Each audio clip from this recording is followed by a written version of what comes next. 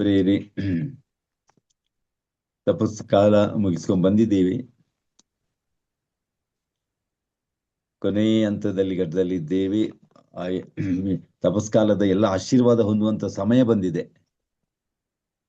ಅದರಿಂದ ನಮ್ಮ ಯಾವ ಪ್ರಯತ್ನಗಳು ವ್ಯರ್ಥ ಆಗ್ಲಿಕ್ಕೆ ಬಿಡುವುದಿಲ್ಲ ಖಂಡಿತವಾಗಿಯೂ.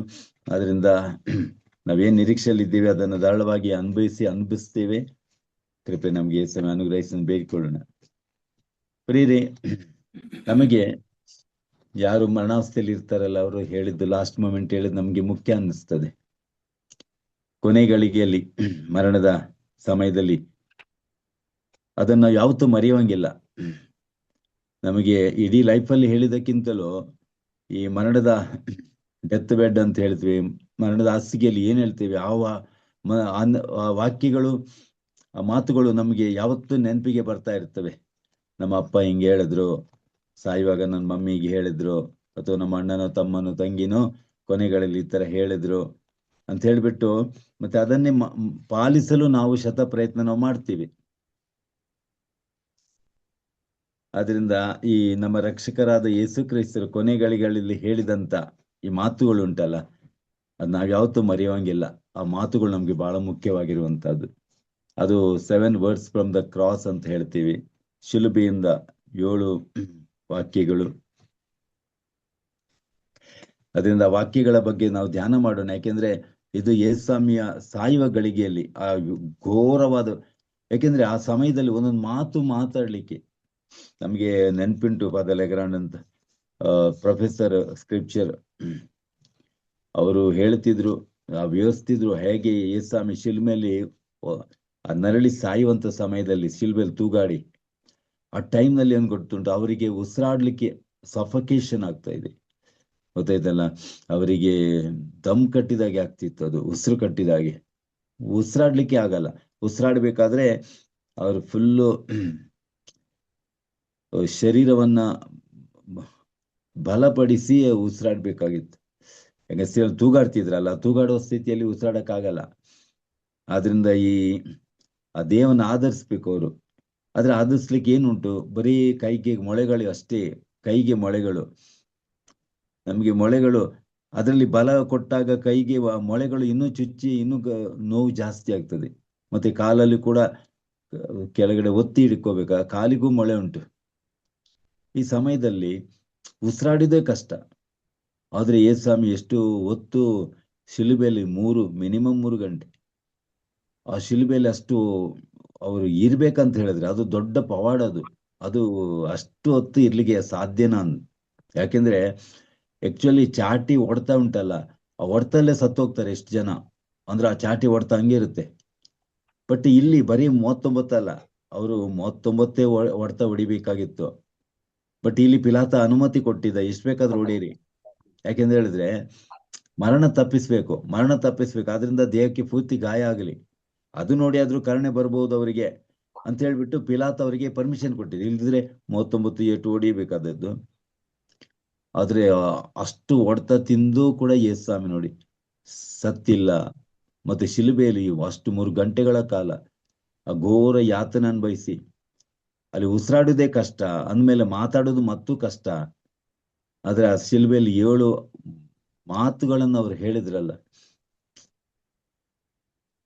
ಸೈಲೆಂಟ್ ಆಗಿರ್ಬೋದಿತ್ತು. ಅಯ್ಯೋ ನನ್ಗ ಈ ನೋವು ತೈಕ್ಸಕ್ಕಾಗಲ್ಲ ಅಂತ ಹೇಳ್ಕೊಂಡು ಅಲ್ಲೇ ಆ ನೋವನ್ನ ಹಲ್ಲು ಕಚ್ಚಿಕೊಂಡು ಆ ನೋವನ್ನು ಹೆಂಗೆ ಸಹಿಸ್ಕೊಳ್ತಾರಲ್ಲ, ಅದರ ಮಧ್ಯದಲ್ಲೂ ಕೂಡ ಅಷ್ಟು ಪ್ರಯಾಸ ಪಟ್ಟು ಒಂದು ಮಾತು ಹೇಳಿದ್ರು, 7 ಮಾತುಗಳನ್ನ. ಅದರಲ್ಲಿ ಮೊದಲನೇ ಮಾತು, ಅಪ್ಪ ಅವರನ್ನ ಕ್ಷಮಿಸು, ಲೂಕ 23:34. ಅಲ್ಲಿ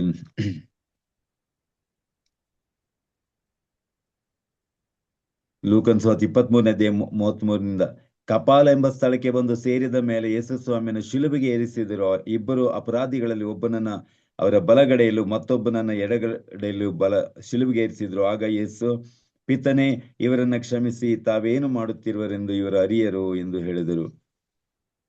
ಯೇಸುಸ್ವಾಮಿ ಕೊನೆಗಳಿಗೆ ಹೇಳ್ತಾರೆ, ಅಪ್ಪ ಇವರನ್ನ ಕ್ಷಮಿಸು, ಅವ್ರು ಏನ್ ಮಾಡ್ತಾರೆ ಅಂತ ಇವರು ಅರಿಯರು ಅಂತ ಹೇಳ್ತಾರೆ. ಪ್ರಿಯರಿ, ಆ ಕ್ಷಮೆ ಯೇಸುಸ್ವಾಮಿ ಜೀವನದಲ್ಲಿ ಅದು ಬಹಳ ಮಹತ್ವದವ್ರ ಬೋಧನೆ ಆಗಿತ್ತು. ಶತ್ರುಗಳನ್ನ ಪ್ರೀತಿಸಿರಿ, ವೈರಿಗಳನ್ನ ಕ್ಷಮಿಸಿರಿ, ಕೆಟ್ಟದ್ದು ಮಾಡುವುದಕ್ಕಾಗಿ ಒಳ್ಳೇದ್ ಮಾಡ್ರಿ ಅಂತ ಮತ್ತೈನ ಸ್ವಾರ್ತೆ 5ನೇ ಅಧ್ಯಾಯದಲ್ಲೂ, ಆಮೇಲೆ ಲೂಕನ ಸ್ವಾರ್ತೆ 6ನೇ ಅಧ್ಯಾಯದಲ್ಲಿ ವಚನ 27ರಿಂದ ಯೇಸ್ವಾಮಿ ಹೇಳಿದ್ದು. ಆಕ್ಚುಲಿ ಬೈಬಲ್ನಲ್ಲಿ ಅತಿ ಕಷ್ಟಕರ ಅಂತ ಕೆಲವರು ಹೇಳ್ತಾರಲ್ಲ, ಬೈಬಲ್ ಪ್ರಕಾರ ನಡೆಯಕ್ಕಾಗುತ್ತಾ ಗುರುಗಳೇ ಅಂತ. ಒಂದು ವೇಳೆ ಅವ್ರು ಹೇಳುದಾದ್ರೆ ನನಗೆ ಅನ್ನಿಸ್ತಾ ಇದೆ ಅದು ಇದೇ ವಾಕ್ಯಕ್ಕಾಗಿ ಅವ್ರು ಹೇಳ್ತಿದ್ದಾರೆ, ಬೈಬಲ್ ಪ್ರಕಾರ ನಡೆಯಕ್ಕಾಗುತ್ತಾ ಅಂತ. ಇಲ್ಲಿ ಯೇಸ್ವಾಮಿ ಹೇಳ್ತಾರೆ, ನನ್ನ ಆಲಿಸ್ತಿರುವವರನ್ನ ಮಾತು ಕೇಳಿರಿ, ಶತ್ರುಗಳನ್ನ ಪ್ರೀತಿಸಿರಿ, ನಿಮ್ಮನ್ನು ದ್ವೇಷಿಸುವವರನ್ನ ಸತ್ಕರಿಸಿರಿ, ಶಪಿಸುವವರನ್ನ ಆಶೀರ್ವದಿಸಿರಿ, ನಿಂದಿಸೋರಿಗಾಗಿ ಪ್ರಾರ್ಥಿಸಿರಿ. ಒಂದು ಕೆನೆ ಕೊಡಿದ್ರೆ ಇನ್ನೊಂದು ಕೆನೆ ತೋರ್ಸು, ಮೇಲಂಕಿತ್ಗಳು ಒಳಂಗಿ ಕೊಟ್ಬಿಡು. ಅದರಿಂದ ಶತ್ರುವನ್ನ ಪ್ರೀತಿಸು, ದೇಶದವ್ರಿಗೆ ಸತ್ಕರಿಸು, ಶಪಿಸೋರ್ನ ಆಶಿಸು, ನಿಂದಿಸೋರಿಗೆ ಪ್ರಾರ್ಥಿಸು. ಇದು ಭಯಂಕರ ಬಹಳ ಕಷ್ಟವಾದಂತ. ಅದರಿಂದ ಯೇಸ್ವಾಮಿ ಅದನ್ನ ಬರೀ ಬಾಯಲ್ಲಿ ಬೋಧನೆ ಮಾಡಿಲ್ಲ, ತಮ್ಮ ಜೀವನದಲ್ಲಿ ಅದನ್ನ ಕಾರ್ಯರೂಪದಲ್ಲಿ ತೋರಿಸ್ತಾರೆ. ಯೇಸ್ವಾಮಿ ಏನೆಲ್ಲ ಬೋಧನೆ ಮಾಡಿದ್ರು ಅದನ್ನ ಕೊನೆಗಳಿಗೆ ಯೇಸ್ವಾಮಿ ಅದನ್ನ ಅವರ ಜೀವನದಲ್ಲಿ ಅದನ್ನ ನಡೆಸಿ ನಮಗೆ ತೋರಿಸ್ಕೊಡ್ತಾ ಇದ್ದಾರೆ. ನೋಡಿ, ಇದೇ ತರ ಶತ್ರುಗಳನ್ನ ಶ್ರಮಿಸೋದು, ವೈರಿಗಳನ್ನ ಪ್ರೀತಿಸೋದು, ಶಾಪ ಹಾಕುವವರಿಗೆ ಆಶೀರ್ವಾದ ಮಾಡೋದು, ಹೀಗೆ ಅಂತ ಯೇಸ್ವಾಮಿಗೆ ಕೊನೆಗಳಿಗೆ ಅಲ್ಲಿ ಆ ಘೋರ ಯಾತನೆ ಮುಂದೆ ಕೂಡ ಅವರು ಅಷ್ಟು ಒಂದು ತಾಳ್ಮೆಯಿಂದ, ಅಷ್ಟೊಂದು ಸಮಾಧಾನದಿಂದ, ಅಪ್ಪ ಅವ್ರನ್ನ ಕ್ಷಮಿಸು, ಅವ್ರು ಏನ್ ಮಾಡ್ತಾರೆ ಗೊತ್ತಿಲ್ಲ, ಅವ್ರನ್ನ ಕ್ಷಮಿಸು. ಪ್ರಿಯರೇ, ಆ ಟೈಮ್ನಲ್ಲಿ ಎಲ್ಲ ಶಾಪಗಳು ಬರುವಂತದ್ದು, ಎಲ್ಲ ಕೆಟ್ಟ ಮಾತುಗಳು ಬರುವಂತದ್ದು, ಎಲ್ರನ್ನ ಶಪಿಸುವಂಥದ್ದು ಆ ಕಷ್ಟ ಕಾಲದಲ್ಲಿ ಉಂಟಲ್ಲ, ಅದು ಭಯಂಕರ ಶೋಧನೆ ಸಮಯ. ಅದು ಯಾರಾದ್ರೂ ಬಿದ್ದು ಹೋಗೋವ್ರೆ ಆ ಟೈಮ್ನಲ್ಲಿ. ಬೇಡದೆಲ್ಲ ಮಾತುಗಳು, ದೇವ್ರನ್ನ ಶಪಿಸ್ತಾರೆ, ನೆರೆಯವ್ರನ್ನ ಶಪಿಸ್ತಾರೆ, ಎಲ್ರನ್ನ ಶಪಿಸ್ತಾರೆ. ಅದು ನಿರಪರಾಧಿ ಯೇಸು. ಅಪರಾಧಕ್ಕೆ ಶಿಕ್ಷೆ ಬಂದಾಗಲೇ ಜನ ಸಹಿಸಕ್ಕಾಗಲ್ಲ, ಇನ್ನು ನಿರಪರಾಧಿ ಸ್ಥಿತಿಯಲ್ಲಿ ಈ ತರ ಎಲ್ಲ ಈ ವೇದನೆ ಯಾತ್ರೆಗಳು ಬಂದ್ರೆ ಕಂಗೆಟ್ಟು ಹೋಗ್ತಾರೆ ಜನ. ಪ್ರಿಯರಾದ್ರೆ ಯೇಸ್ವಾಮಿ ಅಷ್ಟೊಂದು ಸೌಮ್ಯತೆಯಿಂದ ಕೂಡಿದ್ರು, ಅಷ್ಟೊಂದು ಶಾಂತ ರೀತಿಯಿಂದ ವರ್ತಿಸಿದ್ರು, ಸಮಾಧಾನದಿಂದ ಹೇಳ್ತಾರೆ, ಅಪ್ಪ ಅವ್ರನ್ನ ಕ್ಷಮಿಸಪ್ಪ ಅಂತ. ಇದು ನಿಜವಾಗಿರೋ ಆಶ್ಚರ್ಯಕರ ಇಂಥ ನುಡಿಗಳು ಆ ಟೈಮ್ನಲ್ಲಿ ಬಾಯಿಂದ ಬರಬೇಕಾದ್ರೆ. ಅಪ್ಪ ನೋಡ್ಕೋ ಅಪ್ಪ, ನಾನು ನಿರಪರಾಧಿ ಅಪ್ಪ. ತುಂಬಾ ಜನ ಹೇಳ್ತಾರಲ್ಲ, ದೇವ್ರು ನೋಡ್ತಾರೆ. ನೋಡ್ತಾರೆ ಅರ್ಥ ಅಂದ್ರೆ ಏನ್ ಗೊತ್ತಾ? ನಾನು ಕ್ಷಮಿಸ್ತಿದ್ದೇನೆ, ಎಲ್ಲ ದೇವ್ರು ನೋಡ್ತಾರೆ ಅಂದ್ರೆ ಅರ್ಥ ಅಂದ್ರೆ ಇನ್ನೂ ಕ್ಷಮಿಸಿಲ್ಲ ಅಂತ ಅರ್ಥ. ಅಲ್ಲಿ ನಾನ್ ಎಲ್ಲ ದೇವ್ರು ನೋಡ್ತಾರೆ ಅಂತ, ನಿನಗೆ ಏನ್ ಶಿಕ್ಷೆ ದೇವ್ರು ಕೊಡ್ತಾರೆ ನೋಡು ಅಂತ. ದೇವ್ರು ಕೊಡ್ತಾರೆ, ಅದನ್ನ ಬಯಸ್ತೇವೆ ನಾವು. ನನಗೆ ಇಷ್ಟೆಲ್ಲ ಯಾತನೆ ಕೊಟ್ಟಿ, ಕಷ್ಟ ನೋವು ಕೊಟ್ಟೆ, ನಿನಗೂ ಒಂದಿನ ಉಂಟದು. ಅತ್ತೆ ಒಂದು ಕಾಲ, ಸೊಸೆಗೊಂದು ಕಾಲ ಅಂತ ಹೇಳಿದಾಗ ನಿನಗೊಂದು ಕಾಲ ಉಂಟು ಅಂತ ಅದನ್ನ ಬಯಸುತ್ತೇವಲ್ವಾ. ಆದ್ರೆ ಯೇಸ್ವಾಮಿ ಅಲ್ಲ, ಎಂತ ಅದ್ಭುತ ವ್ಯಕ್ತಿ ಅಂತ ಹೇಳಿದ್ರೆ ಅದನ್ನ ಬಯಸುವುದೇ ಇಲ್ಲ. ಯೇಸ್ವಾಮಿ ಒಳ್ಳೆದನ್ನೇ ಬಯಸ್ತಾರೆ. ಅದರಿಂದ ಅಪ್ಪ ಒಂದ್ ಕೈ ನೋಡ್ಕೋ, ನನ್ಗೆ ಈ ತರ ಎಲ್ಲ ಮಾಡ್ತಿದ್ದಾರೆ ನೋಡು ಅಂತ.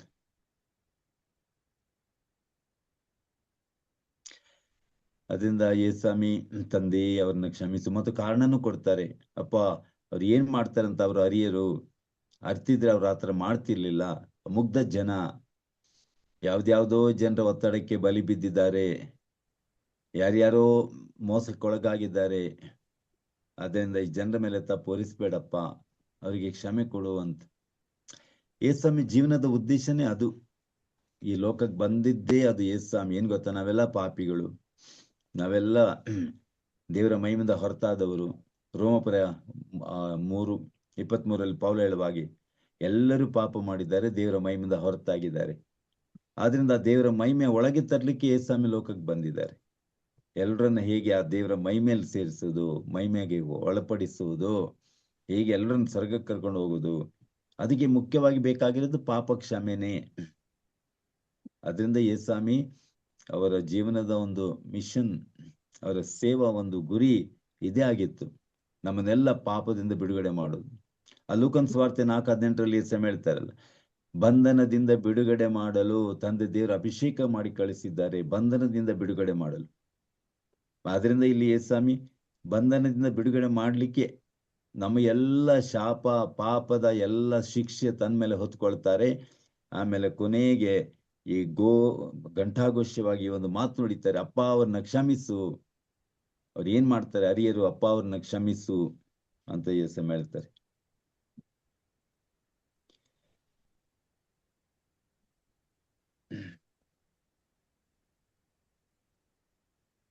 ಅಲ್ಲಿ ಸಂತ ಪೌಲ ಇಬ್ರಿಯ ಪತ್ರದಲ್ಲಿ ಹೇಳ್ತೇನಲ್ಲ ಒಂದ್ ಕಡೆ,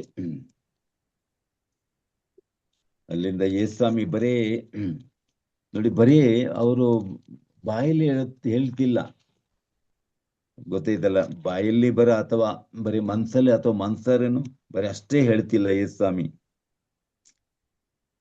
ಇಲ್ಲಿ ಇಬ್ರಿಯ ಪತ್ರದಲ್ಲಿ 12ನೇ ಅಧ್ಯಾಯದಲ್ಲಿ ವಚನ 24 ಪೌಲ ಹೇಳ್ತಾನಲ್ಲ, ಹೊಸ ಒಡಂಬಡಿಕೆಯ ಮಧ್ಯಸ್ಥರಾದ ಯೇಸುಸ್ವಾಮಿಯ ಬಳಿಗೆ ಆಬೇಲನ ರಕ್ತಕ್ಕಿಂತಲೂ ಅಮೋಘವಾಗಿ ಮೊರೆ ಇಡುವ ಪ್ರೋಕ್ಷಣ ರಕ್ತದ ಬಳಿಗೆ ಬಂದಿದ್ದೀರಿ.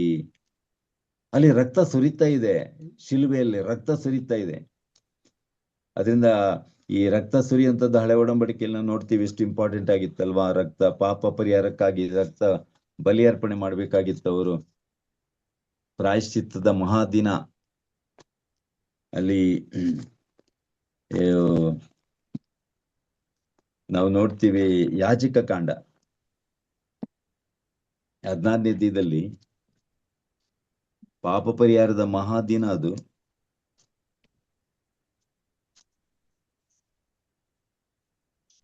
ನೋಡಿ, ಅದ್ರ ಹೆಡ್ಡಿಂಗ್ ಯಾವ ತರ ಇದೆ, ಪಾಪ ಪರಿಹಾರಕವಾದ ಮಹಾದಿನ ಅಂತ.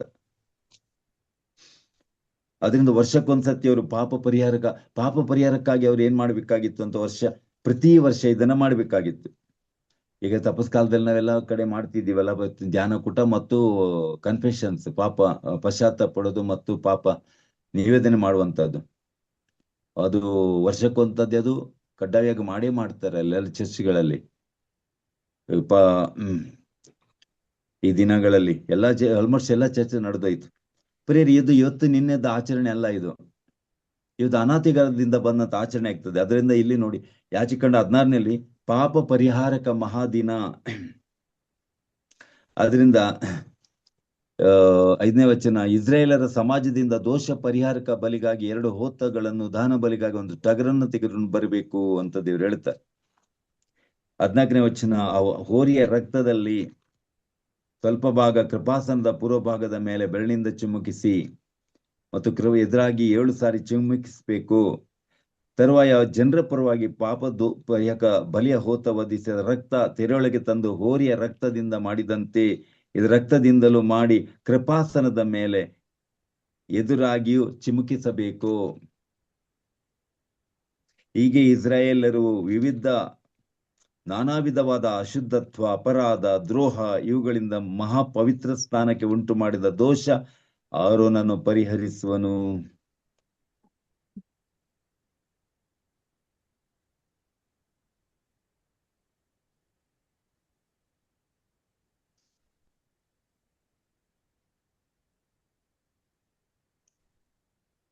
ಅಜಯಖಂಡ 16 ವಚನ 30, ಏಕೆಂದರೆ ನೀವು ಪರಿಶುದ್ಧರಾಗುವಂತೆ ಈ ದಿನ ನಿಮ್ಮ ಪರವಾಗಿ ಪ್ರಾಯಶ್ಚಿತ್ತ ಮಾಡಲಾಗುವುದು.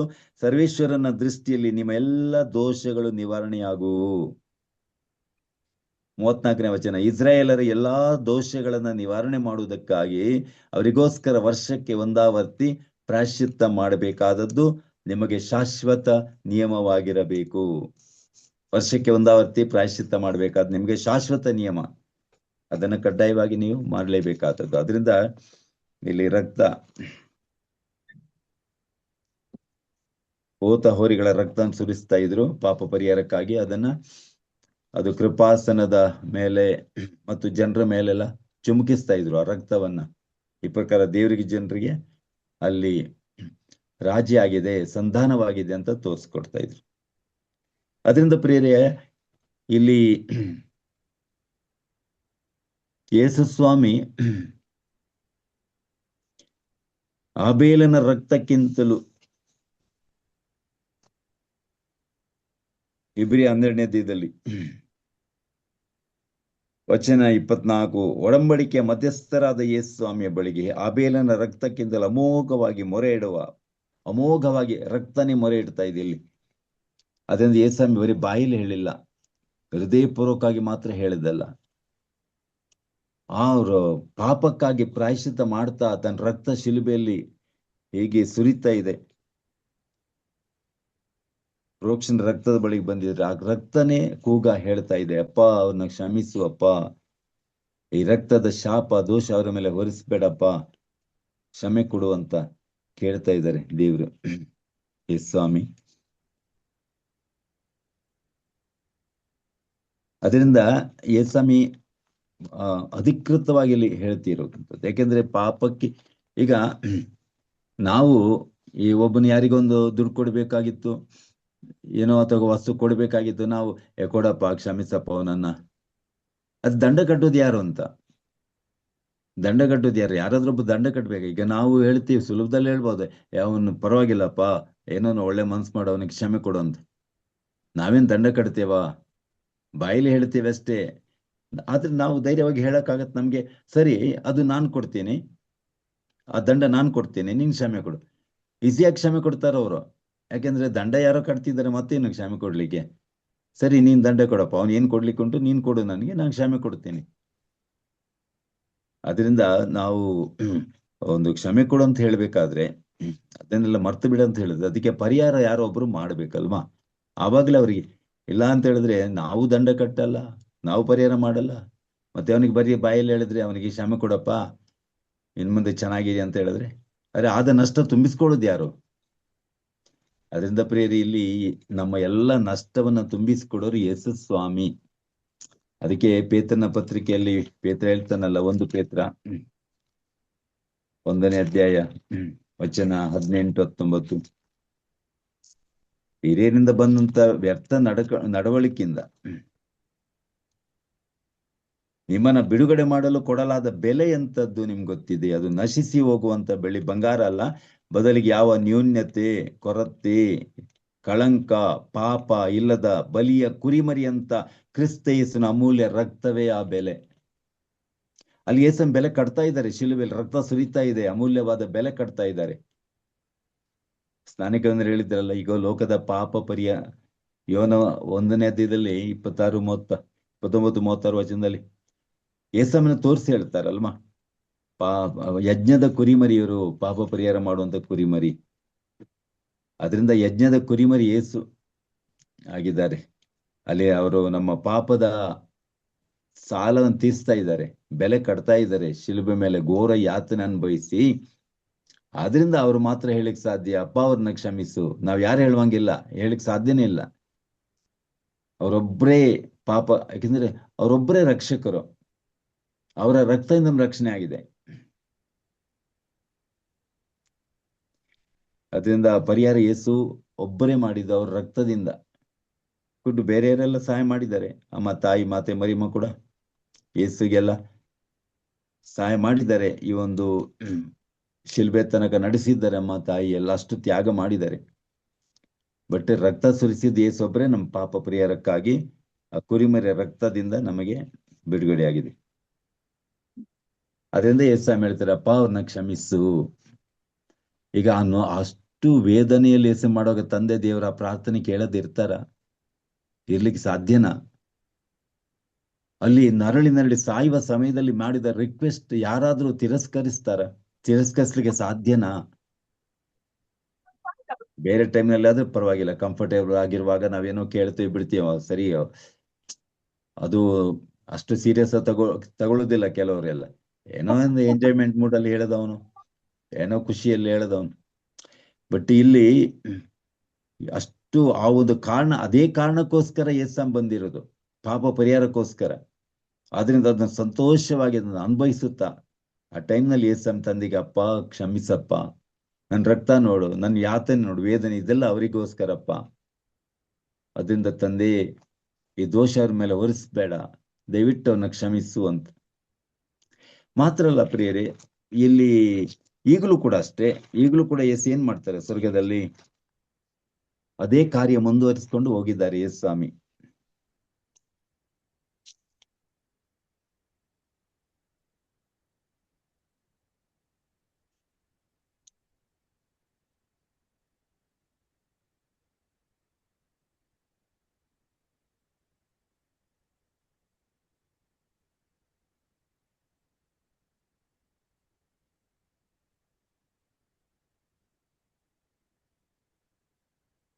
ಇಲ್ಲಿ ಇಬ್ರಿಯ ಗ್ರಂಥ 9ನೇ ಅಧ್ಯಾಯ ನೋಡಿ, ಇಬ್ರಿಯ 9 ವಚನ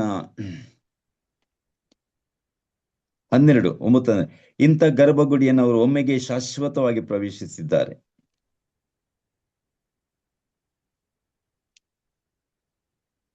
ಈಗ 11ನೇ ವಚನ ನೋಡಿ, ಕ್ರಿಸ್ತ ಯೇಸು ಈಗಾಗಲೇ ಪ್ರಧಾನ ಯಾಜಕರಾಗಿ ಬಂದಿದ್ದರು, ಅನುಗ್ರಹಿಸುವ ಸತ್ಫಲಗಳು ಈಗಾಗಲೇ ನಮಗೆ ದೊರೆತಿವೆ. ಅವರು ಸೇವೆ ಸಲ್ಲಿಸಿರುವ ಗುಡಾರ ಹಿಂದಿನವುಗಳಿಗಿಂತಲೂ ಶ್ರೇಷ್ಠವಾದದ್ದು ಮತ್ತು ಪರಿಪೂರ್ಣವಾದದ್ದು. ಇದು ಕೈಯಿಂದ ಕಟ್ಟಿದಲ್ಲ, ಲೋಕದ ಸೃಷ್ಟಿಗೆ ಸಂಬಂಧಪಟ್ಟಿದ್ದಲ್ಲ. ಇಂಥ ಗರ್ಭಗುಡಿಯನ್ನು ಅವರು ಒಮ್ಮೆಗೆ ಶಾಶ್ವತವಾಗಿ ಪ್ರವೇಶ ಮಾಡಿದ್ದಾರೆ. ಹೋತಗಳ ಹೋರಿಗಳ ರಕ್ತ ತೆಗೆದುಕೊಂಡು ಅವರು ಪ್ರವೇಶ ಮಾಡಿಲ್ಲ, ತಮ್ಮ ಸ್ವಂತ ರಕ್ತವನ್ನೇ ತೆಗೆದುಕೊಂಡು ಪ್ರವೇಶಿಸಿ ನಮಗೆ ಶಾಶ್ವತ ಜೀವೋದ್ಧಾರ ದೊರಕುವಂತೆ ಮಾಡಿದ್ದಾರೆ. ಯೇಸುವಿನ ರಕ್ತ ಮತ್ತಷ್ಟು ಹೆಚ್ಚಾಗಿ ನಮ್ಮನ್ನು ಪರಿಶುದ್ಧಗೊಳಿಸ್ತಲ್ಲವೇ ಹೋತ ಹೋರಿಗಳಿಗಿಂತಲೂ. ನಿತ್ಯಾತ್ಮದ ಮೂಲಕ ಅವರು ತಮ್ಮನ್ನೇ ನಿಷ್ಕಳಂಕ ಬಲಿಯಾಗಿ ದೇವರಿಗೆ ಸಮರ್ಪಣೆ ಮಾಡಿದ್ದಾರೆ.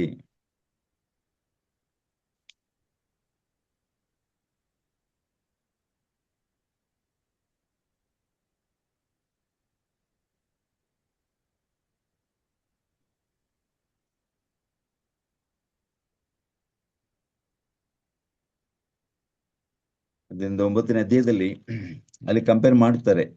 ಸಂತ ಪೌಲನು ಹಳೆ ಒಡಂಬಡಿಕೆ ಹೇಗೆ ಪಾಪರಿಯಾಗ್ತಿತ್ತು, ಆದ್ರೆ ಅದೆಲ್ಲ ಕ್ಯಾನ್ಸಲ್ ಮಾಡಿ ರದ್ದು ಮಾಡಿ ಯೇಸು ತನ್ನದೇ ಆದಂತ ಹೊಸ ಒಡಂಬಡಿಕೆ ಬಲಿಯನ್ನು ಸ್ಥಾಪನೆ ಮಾಡಿಬಿಟ್ಟು ಹೇಗೆ ರಕ್ತದಿಂದ ನಮ್ಮ ಪಾಪ ಪರಿಹಾರ ಆಗ್ತದೆ ಮತ್ತೊಂದಿಗೆ ಮರಡ್ತಾರೆ. ಅದರಿಂದ ಅವರು ಶಾಶ್ವತವಾಗಿ ಪ್ರವೇಶ ಮಾಡಿದ್ದಾರೆ ಗರ್ಭಗುಡಿ, ಸ್ವರ್ಗೀಯ ಗರ್ಭಗುಡಿಗೆ. ಅಲ್ಲಿ ತಮ್ಮದೇ ಆದ ರಕ್ತ ತೆಗೆದುಕೊಂಡು ಹೋಗಿ ಸ್ವಾಮಿ ಈಗಲೂ ಕೂಡ ಯೇಸು ನಮಗಾಗಿ ಪ್ರಾರ್ಥನೆ ಮಾಡ್ತಾರೆ. ಯೋವನ 1ನೇ ಅಧ್ಯಾಯದಲ್ಲಿ, ಪತ್ರಿಕೆ 1ನೇ ಪತ್ರಿಕೆ ಅಧ್ಯಾಯ 2. ಆದ್ರೆ ಕ್ರಿಸ್ತ ಯೇಸು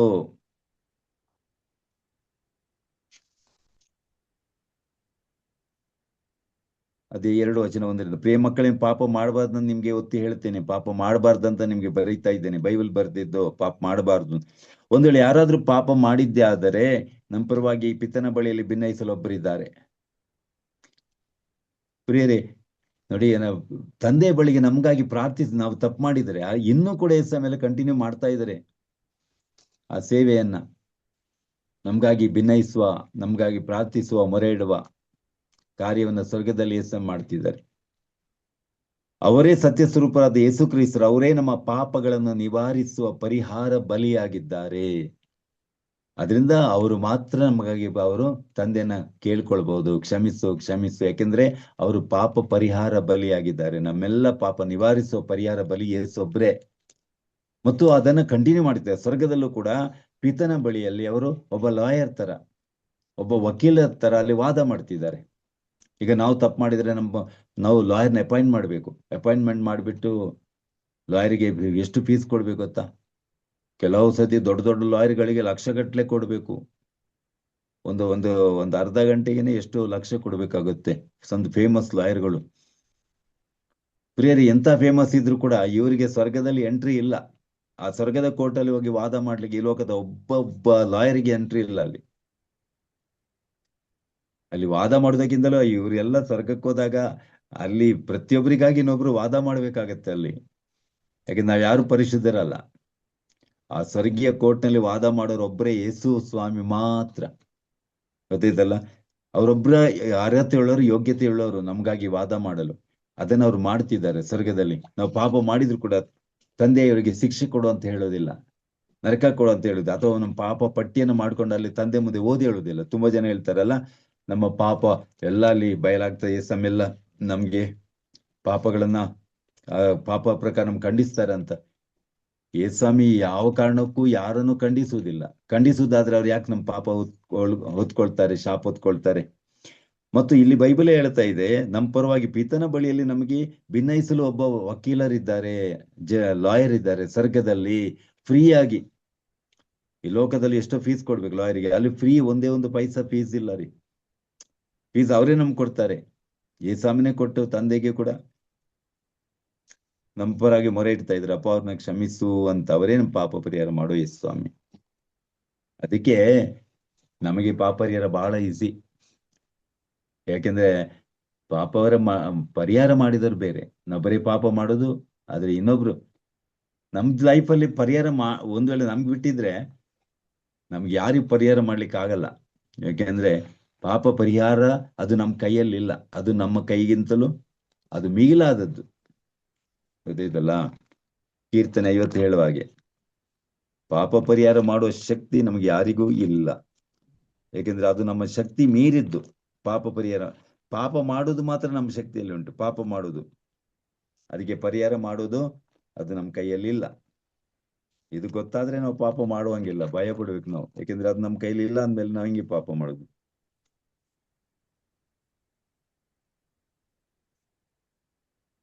ಲಿಕ್ಕಿ 49ನೇ ಕೀರ್ತನೆ ನೋಡ್ತಾ ಇದ್ದೀವಿ.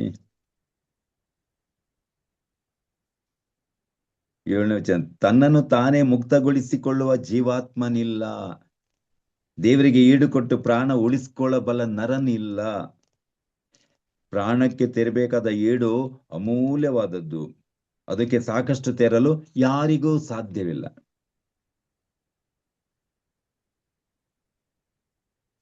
ಯಾರಿಗೂ ಸಾಧ್ಯವಿಲ್ಲ ಅಂತ.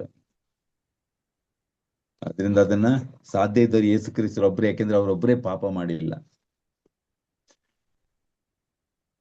ಅಲ್ಲಿ ಏಸು ಹೇಳ್ತಾರಲ್ಲ, ಇವಳಿಗೆ ವ್ಯಭಿಚಾರಿ ಸಿಕ್ಕಾಕೊಂಡ ಸ್ತ್ರೀಗೆ ಅವರೆಲ್ಲ ಕಲ್ಲಿಂದ ಹೊಡಿಬೇಕಂತ ಬರೀಬೇಕಾದ್ರೆ ನಿಮ್ಮಲ್ಲಿ ಯಾರು ಪಾಪ ಮಾಡಿಲ್ಲ ಅವ್ರು ಮಾತ್ರ ಕಲ್ಲೆಸಿರಿ, ಪಾಪ ಮಾಡೋದು. ಅದೇ ಎಲ್ಲರೂ ಪಾಪ ಮಾಡಿದ್ರಿಂದ ಹಂಗೆ ಬಿಟ್ಟು ಹೋಗ್ತಾರೆ ಅವ್ರು ಅವಳನ್ನ. ಬಟ್ ಅಲ್ಲಿದ್ದವ್ರು ಒಬ್ಬರೇ ಖಂಡಿಸ್ಲಿಕ್ಕೆ ಯೋಗ್ಯರಾದವ್ರು ಯೇಸು ಒಬ್ರೇ. ಆಗ ಯೇಸು ಹೇಳ್ತಾರೆ, ನಾನು ಖಂಡಿಸುವುದಿಲ್ಲ ಅಂತ ಹೇಳ್ತಾರೆ. ಹೋಗು ಮಗಳಿನ್ ಮುಂದೆ ಪಾಪ ಮಾಡಬೇಡ ಅಂತ ಅಲ್ಲಿ ಕ್ಷಮೆ ಕೊಟ್ಟು ಕಳಿಸ್ತಾರೆ. ಪಾರ್ಶ್ವ ರೋಗಿಗೆ ನೋಡಿ ಲೂಕ 6:20, ತಮ್ಮ ನಿನ್ ಪಾಪ ಕ್ಷಮಿಸಲಾಗಿದೆ. ಪ್ರೇರಿ, ಇಲ್ಲಿ ದೇವರಿಗೆ ಕ್ಷಮೆ ಕೊಡುದಂದ್ರೆ ಎಂತ ಪ್ಲೆಜರ್ ಅಂತ ಗೊತ್ತಿಲ್ಲ ನಮ್ಗೆ, ಎಂತ ಖುಷಿ ಸಂತೋಷನ. ನಮ್ಗೆ ಮುಯಿ ತೀರ್ಸದಲ್ಲಿ ಖುಷಿ ಅಲ್ವಾ, ಮುಯಿ ತೀರಿಸೋದು. ಅವನಿಗೆ ಏನಾದ್ರೂ ಆಕ್ಸಿಡೆಂಟ್ ಆದ್ರೆ ಒಳ್ಳೇದಾಯ್ತು, ನನಗೆ ಈ ತರ ಮಾಡ್ದ, ಅವನಿಗೆ ನೋಡು ಅವನಿಗೆ ಶನಿ ಬಿಟ್ಟಿಲ್ಲ, ಒಳ್ಳೇದಾಯ್ತು ನನಗೆ ಈ ತರ ಮಾಡಿದ್ನಲ್ಲ ಅಂತ. ಮತ್ತೆ ದೇವರ ಹತ್ತಾರಲ್ಲ. ಮೀಕನ ಗ್ರಂಥದಲ್ಲಿ ನೋಡಿ 7ನೇ ಅಧ್ಯಾಯ ವಚನ 18, ನಿಮ್ಮಂತ ದೇವರು ಯಾರಿದ್ದಾರೆ? ತಮ್ಮ ಸ್ವಂತ ಜನರಲ್ಲಿ ಅಳಿದುಳಿದವರ ಅಪರಾಧ ಲೆಕ್ಕಿಸದೆ ಅವರ ದ್ರೋಹಗಳನ್ನ ಕ್ಷಮಿಸೋ ದೇವರು ಯಾರಿದ್ದಾರೆ? ನಿಮ್ಮಂತ ದೇವರು. ನೀವು ನಿತ್ಯಕ್ಕೂ ಕೋಪಿಷ್ಠರಾಗದೆ ಕರುಣೆ ತೋರುದ್ರಲ್ಲಿ ಸಂತುಷ್ಟರಾಗಿರುತ್ತೀರಿ. ಕೋಪಿಷ್ಠರಾಗದೆ, ನಿತ್ಯಕ್ಕೂ ಕೋಪಿಷ್ಠರಾಗದೆ. ದೇವ್ರಿಗೇನು ಕೋಪ ಬರಲ್ಲ, ಬಟ್ ಕರುಣೆ ತೋರುದ್ರಲ್ಲಿ, ಕ್ಷಮೆ ಕೊಡೋದ್ರಲ್ಲಿ ಸಂತುಷ್ಟ. ಅಂದ್ರೆ ದೇವ್ರು, god takes pleasure in for giving. ದೇವ್ರು ಕ್ಷಮಿಸುವುದ್ರಲ್ಲಿ ಸಂತೋಷ ಪಡ್ತಾರೆ, ಆನಂದ ಪಡ್ತಾರೆ. ಕ್ಷಮಿಸುವುದ್ರಲ್ಲಿ, ನಮ್ಗೆ ಮುಯಿ ತೀರಿಸುವುದ್ರಲ್ಲಿ. ಅವನಿಗೆ ಶಿಕ್ಷೆ ಆದ್ರೆ ಖುಷಿ ನಮ್ಗೆ. ಒಂದೊಂದು ಎಲ್ಲೋ ಕೈಕಾಲು ಮುರಿದೋದ್ರೆ ನೋಡು ನಮ್ಗೆ ಅನ್ಯಾಯ ಮಾಡದವನಿಗೆ ಒಳ್ಳೇದಾಯ್ತು, ದೇವ್ರು ಕರೆಕ್ಟ್ ಆದ ಶಿಕ್ಷೆ ಕೊಟ್ರು ಅಂತ. ಆದ್ರೆ ದೇವರಿಗೆ ನಮ್ಗೆ ಏನಾದ್ರೂ ಅನಾಹುತ ಆದ್ರೆ, ಅವಘಡ ಆದ್ರೆ, ಅದ್ ನರಕಕ್ಕೆ ಹೋದ್ರೆ, ಅಲ್ಲಿ ದೇವ್ರು ಎಜೆಕಿಯೇಲ್ ಪ್ರವಾದಿ ಗ್ರಂಥದಲ್ಲಿ ಹೇಳ್ತಾರಲ್ಲ, ಪಾಪಿಯ ನಾಶದಲ್ಲಿ ಲವಲೇಶ ಸಂತೋಷ ಇಲ್ಲ ನನಗೆ. ಪಾಪಿಯ ಲವಲೇಶನೂ ಸಂತೋಷ ಇಲ್ಲ ನನಗೆ ಅಂತ ದೇವ್ರು ಹೇಳ್ತಾರೆ.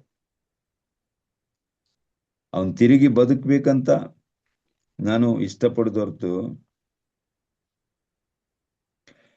18ನೇ ಅಧ್ಯಾಯ ಎಜೆಕಿಯೇಲ್ 23, ಸರ್ವೇಶ್ವರ ದೇವರು ಹೇಳ್ತಾರೆ, ದುಷ್ಟನ ಸಾವಿನಲ್ಲಿ ನನಗೆ ಲವಲೇಶವಾದ್ರೂ ಸಂತೋಷ ಇಲ್ಲ, ಅವನು ತನ್ನ ದುರ್ಮಾರ್ಗ ಬಿಟ್ಟು ಬಾಳುವುದೇ ನನಗೆ ಸಂತೋಷ. ಅದರಿಂದ ಒಬ್ಬನನ್ನ ನಾಶನಾದ್ರೆ ದೇವ್ರೇನು ಖುಷಿ ಪಡಲ್ಲ, ದೇವ್ರು ದುಃಖ ಪಡ್ತಾರೆ. ನಾಶ ಆದ್ರೆ ದೇವರೇ ದುಃಖ ಪಡೋರಾಗಿರ್ತಾರೆ. ಒಂದು ಇಲ್ಲಿ ಇದು ಅದರಿಂದ ಇಲ್ಲಿ ಸ್ವಾಮಿ ಮುಖ್ಯವಾಗಿ ಹೇಳ್ತಾರೆ, ಅಪ್ಪ ಅವ್ರನ್ನ ಕ್ಷಮಿಸು. ಅದರಿಂದ ಪ್ರಿಯರಿಗೆ ನಾವು ಕೂಡ ಅಷ್ಟೇ, ಯೇಸು ಹೇಳಿದ ಮಾತು ನಮಗೂ ಮುಖ್ಯ ಅನಿಸ್ಬೇಕು. ನಾವು ಕೂಡ ಅಪ್ಪ ನಮ್ಗೆ ಏನ್ ಕೇಡೆ ಮಾಡಿದ್ರು ನಮ್ದು ಒಂದೇ ಮಾತಿರ್ಬೇಕು, ಅಪ್ಪ ಅವ್ರನ್ನ ಕ್ಷಮಿಸು, ತಂದೆಯವ್ರನ್ನ ಕ್ಷಮಿಸು. ಇದು ನಮ್ಮ ಒಂದು ಏನು ಅಂತ ನಮ್ಮ ಜೀವನದ ಒಂದು ಪರಿಪಾಠ ಆಗ್ಬೇಕದು. ನಮ್ಮ ಜೀವನದಲ್ಲಿ ಕ್ಷಮೆ ಎಂಬುದು ರಕ್ತಗತ ಆಗ್ಬೇಕು ನಮಗೆ. ಯೇಸು ಹೇಳ್ದಂಗೆ, ಯೇಸು ಮಾಡ್ದಂಗೆ, ಅಪ್ಪ ಕ್ಷಮಿಸು. ಅವ್ರು ಏನೇ ಅನ್ಯಾಯ ಮಾಡ್ಲಿ, ಕೇಡ್ ಮಾಡ್ಲಿ, ಅಪ್ಪ ಕ್ಷಮಿಸು. God forgive, I forgive God, you also forgive them. ಆ ಕೃಪೆಗಾಗಿ ನಾವು ತುಂಬಾ ಪ್ರಾರ್ಥನೆ ಮಾಡ್ಬೇಕಾಗಿದೆ. ಯೇಸನ್ ತುಂಬಾ ಪ್ರೇಯರ್ ಮಾಡ್ತಿದ್ರಲ್ವಾ, ನಾವೆಲ್ಲದಕ್ಕೂ ಪ್ರೇಯರ್ ಮಾಡ್ತೀವಿ. ಅದ್ರ ಪಾಪಕ್ಕೆ ಕ್ಷಮೆ ಕೊಡುವ ಕೃಪೆಗಾಗಿ ಯಾಕೆ ಪ್ರಾರ್ಥನೆ ಮಾಡಬಾರದು? ಕೇಳಿದ್ರೆ ಕೊಡಲಾಗದಂತ ಯೇಸು ಹೇಳಿದಾರಲ್ಲ. ಈಗ ಸ್ಟೀವನ್ ನೋಡಿ, ತನ್ನ ಕೊಲೆ ಮಾಡೋರಿಗೆ ಹೇಳಿದ, ಅಪ್ಪ ಈ ದೋಷ ಅವರ ಮೇಲೆ ಹೊರಿಸ್ಬೇಡ ಅಂತ ಹೇಳಿದ್ರು ಸ್ಟೀವನ್. ಹಾಗೆ ಎಲ್ಲ ಸಂತ ಭಕ್ತರೆಲ್ಲ ಅವರು ಕೊಲೆ ಮಾಡೋರಿಗಾಗೂ ಕೂಡ ಪ್ರಾರ್ಥನೆ ಮಾಡ್ತಿದ್ರು. ಯೇಸು ಹೇಳಿದಾಗೆ ನೀವು ಹಿಂಸಿಸುವವರಿಗಾಗಿ ಪ್ರಾರ್ಥನೆ ಮಾಡಿ, ಪೀಡಿಸುವವರಿಗಾಗಿ ಪ್ರಾರ್ಥನೆ ಮಾಡ್ರಿ, ಕ್ಷಮೆ ಕೊಡ್ರಿ. ಆ ಕೃಪೆ ದೇವರು ಕೊಡ್ಲಿ ಅಂತ ಬೇಡಿಕೊಳ್ಳೋಣ. ಎರಡನೇ ಮಾತು ಯೇಸು ಹೇಳಿದ್ದು, ಹಿಂದೆ ನೀನು ನನ್ನ ಜೊತೆ ಸ್ವರ್ಗದಲ್ಲಿ ಇರ್ತೀಯ.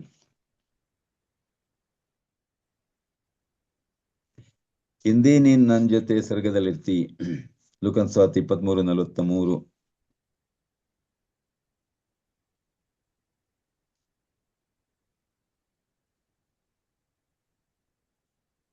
ಬಳಿಕ ಅವನು ಬಲಬದಿ ಕಳ್ಳ, ಯೇಸೆ ರಾಜಾಧಿಕಾರದೊಡನೆ ಬರುವಾಗ ನಾನು ಜ್ಞಾಪಿಸ್ಕೊಳ್ಳಿ ಎಂದು ಬೇಡ್ಕೊಂಡಾಗ, ಯೇಸು ಸ್ವಾಮಿ ಹಿಂದೆ ನೀನು ನನ್ನೊಂದಿಗೆ ಪರಂಧಾಮದಲ್ಲಿ ಇರುವೆ ನಿಶ್ಚಯವಾಗಿ ಹೇಳ್ತೀನಿ, ಹಿಂದೆ ನೀನು ನನ್ನ ಜೊತೆ ಸ್ವರ್ಗದಲ್ಲಿರ್ತಿ.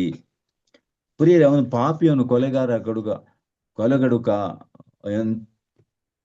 ಎಂತ ದ್ರೋಹಿ ಅವನು. ಇವತ್ತೇ ಸ್ವರ್ಗದಲ್ಲಿರ್ತಿ ಅಂತ ಹೇಳಿದ್ರೆ, ಪ್ರಿಯರೇ, ಅದ ಸ್ವರ್ಗದ ಬಗ್ಗೆ ನಾವು ತಪ್ಪು ತಿಳ್ಕೋಬಾರ್ದು. ಕೆಲವು ಸತಿ ನಮ್ಗೆ ಏನಾಗ್ತದೆ ಅಂತ ಹೇಳಿದ್ರೆ, ನಮ್ಮ ಲಿಮಿಟೆಡ್ ನಾಲೆಜ್ ನಲ್ಲಿ ಇದೆಲ್ಲ ಕೇಳುವಾಗ, ಓ ಸ್ವರ್ಗ ಏನು ಥರ್ಡ್ ಕ್ಲಾಸ್ ಪ್ಲೇಸ್ ಏನ, ಎಂತೆಂತ ಪಾಪಿಗಳು ಸ್ವರ್ಗದಲ್ಲಿ, ಪಾಪಿಗಳು ಎಂತೆಂತ ಕೆಟ್ಟವರು ಇದೇ ಗಳಿಗೆ ಸ್ವರ್ಗದಲ್ಲಿ ಅಂತ. ಹಾಗಾದ್ರೆ ಕೆಲವರಿಗೆ ಅನ್ನಿಸ್ಬೋದು, ಹಾಗಾದ್ರೆ ಸ್ವರ್ಗ ಅಂದ್ರೆ ಇಷ್ಟೇನಾ? ಎಂತೆಂತ ಪಾಪಿಗಳು ನೀಚರು ಕೂಡ ಅಲ್ಲಿ ಈಸಿಯಾಗಿ ಹೋಗ್ಬೋದಾದ್ರೆ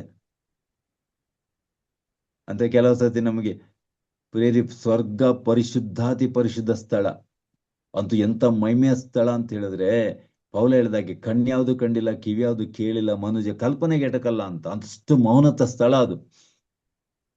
ಅದರಿಂದ ಪಾಪಿಗಳು ಅಲ್ಲಿ ಹೋಗ್ತಾರೆ ಅಂತ ಹೇಳ್ಕೊಂಡು ಆ ಜಾಗ ಕೆಟ್ಟದು ಅಂತ ತಿಳ್ಕೊಳ್ಳೋದಲ್ಲ. ಈ ಎಲ್ಲ ನಮ್ಮ ಮನೆಯಲ್ಲಿರುವಂತ ಕೊಳತೋದ ಹಣ್ಣುಗಳನ್ನ, ತರಕಾರಿ ಎಲ್ಲ ಕೊಳತೋದ ಇದೆಲ್ಲ ತಗೊಂಡೋಗಿ ನಾವು ಕೊಂಪೆಗೆ ಬಿಸಾಕ್ತಿವಲ್ಲ, ಹಾಗೆ ಈ ಪಾಪಿಗಳು, ಇವನು ಇಂಥ ದೊಡ್ಡ ಕಳ್ಳ ಸ್ವರ್ಗಕ್ಕೆ ಹೋದ ಅಂತ ಹೇಳಿದ್ರೆ ಈ ಕೆಟ್ಟೋದ ಹಣ್ಣುಗಳನ್ನ ಬಿಸಾಕ್ತಿವಿ. ಆ ತರ ಸ್ವರ್ಗ ಯಾರು ಬೇಕು, ಆ ತರ ಅಲ್ಲ ಅದು, ಗೊತ್ತೈತಲ್ಲ. ಆದ್ರೆ ಹೋಗೋ ಮುಂಚೆ ಅದು ಏನ್ ಗೊತ್ತಾ, ಈ ಮದುವೆ ಅವತನಿಗೆ ಯೇಸು ಹೇಳ್ತಾರಲ್ಲ, ಯೋಗ್ಯ ಡ್ರೆಸ್ ಇಲ್ದೆ ಹೆಂಗ್ ಒಳಗಡೆ ಬಂದೆ, ಕಟ್ಟಿ ಇದಕ್ಕೆ ಹಾಕ್ರಿ, ಅವನನ್ನ ಅಂಧಕಾರದಲ್ಲಿ ಹಾಕ್ರಿ. ಆದ್ರಿಂದ ಈ ಡ್ರೆಸ್ ಹೋಗುವಾಗ ನಮ್ಗೆ ಕೊಡೋದು ಈ ಜೀಸಸ್ ಕೊಡ್ತಾರೆ ಅಷ್ಟು. ಅದು ಸಿಂಪಲ್, ಅದು ಗೊತ್ತೈತಲ್ಲ. ಅದರಿಂದ ಆ ಪರಿಶುದ್ಧವಾದ ಸ್ಥಳಕ್ಕೆ ಯಾರಿಗೂ ಯೋಗ್ಯತೆ ಇಲ್ಲ ಬಿಡ್ರಿ, ಪಾಪಿಗಳಿಗೆ ಬಿಡ್ರಿ. ಈ ಲೋಕದಲ್ಲಿ ಲೈಫ್ ಲಾಂಗ್ ಒಳ್ಳೇದೇ ಮಾಡಿದವರಿಗೆ ಸ್ವರ್ಗಕ್ಕೆ ಹೋಗುವಾಗ ಅರ್ಹತೆ ಇರುವುದಿಲ್ಲ, ಅರ್ಥ ಐತಲ್ಲ. ಲೈಫ್ ಪೂರ್ತಿ ಒಳ್ಳೇದೇ ಮಾಡಿದವರಿಗೂ ಅರ್ಹತೆ ಇರುವುದಿಲ್ಲ ಸ್ವರ್ಗಕ್ಕೆ ಹೋಗ್ಲಿಕ್ಕೆ. ಯಾಕೆಂದ್ರೆ ಯಶಯಪ್ರವಾದಿ ಹೇಳ್ತಾನಲ್ಲ ಒಂದ್ ಕಡೆ, ನಮ್ಮ ಸತ್ಕಾರ್ಯಗಳೆಲ್ಲ ಕೊಳಕು ಅಂತಾನೆ. ಹೇಗೆ ಪಾಪಿಗಳ ಕಾರ್ಯಗಳು ಕೊಳಕು, ಅದೇ ತರ ಒಳ್ಳೆಯವರು ಮಾಡುವ ಅಲ್ಲಿ ಬೈಬಲೇ ಹೇಳ್ತಾ ಇದೆ, ನಮ್ಮ ಸತ್ಕಾರ್ಯಗಳು ಕೊಳಕು ಅಂತ. ಹಾಗಾದ್ರೆ ಸ್ವರ್ಗಕ್ಕೆ ಹೋಗಿ ಯೋಗ್ಯತೆ ಯಾರಿಗಿದೆ ಹೇಳ್ರಿ?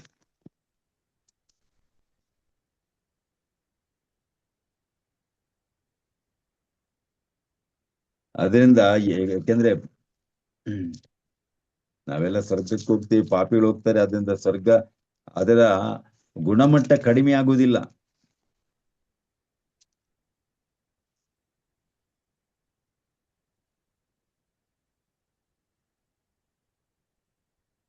ನೋಡಿ 64:6, ನಾವೆಲ್ಲರೂ ಅಶುದ್ಧರು, ನಮ್ಮ ಸತ್ಕಾರ್ಯಗಳೆಲ್ಲ ಕೊಳಕು, ತರಗಲಿಯಂತೆ ಒಣಗಿ ಹೋಗಿದ್ದೇವೆ, ಬಿರುಗಾಳಿಯಂತೆ ತಳ್ಕೊಂಡ್ಬಂದಿವೆ ನಮ್ಮ ಅಪರಾಧಗಳು. ನಾವೆಲ್ಲರೂ ಅಶುದ್ಧರು, ನಮ್ಮ ಸತ್ಕಾರ್ಯಗಳೆಲ್ಲ ಕೊಳಕು ಅಂತ. ನಮ್ಮ ಸತ್ಕಾರ್ಯಗಳು ಕೊಳಕು. ಎಂತ ಒಳ್ಳೆ ಮನುಷ್ಯಂದು ಕೂಡ ಸತ್ಕಾರ್ಯಗಳೆಲ್ಲ ಕೊಳಕು.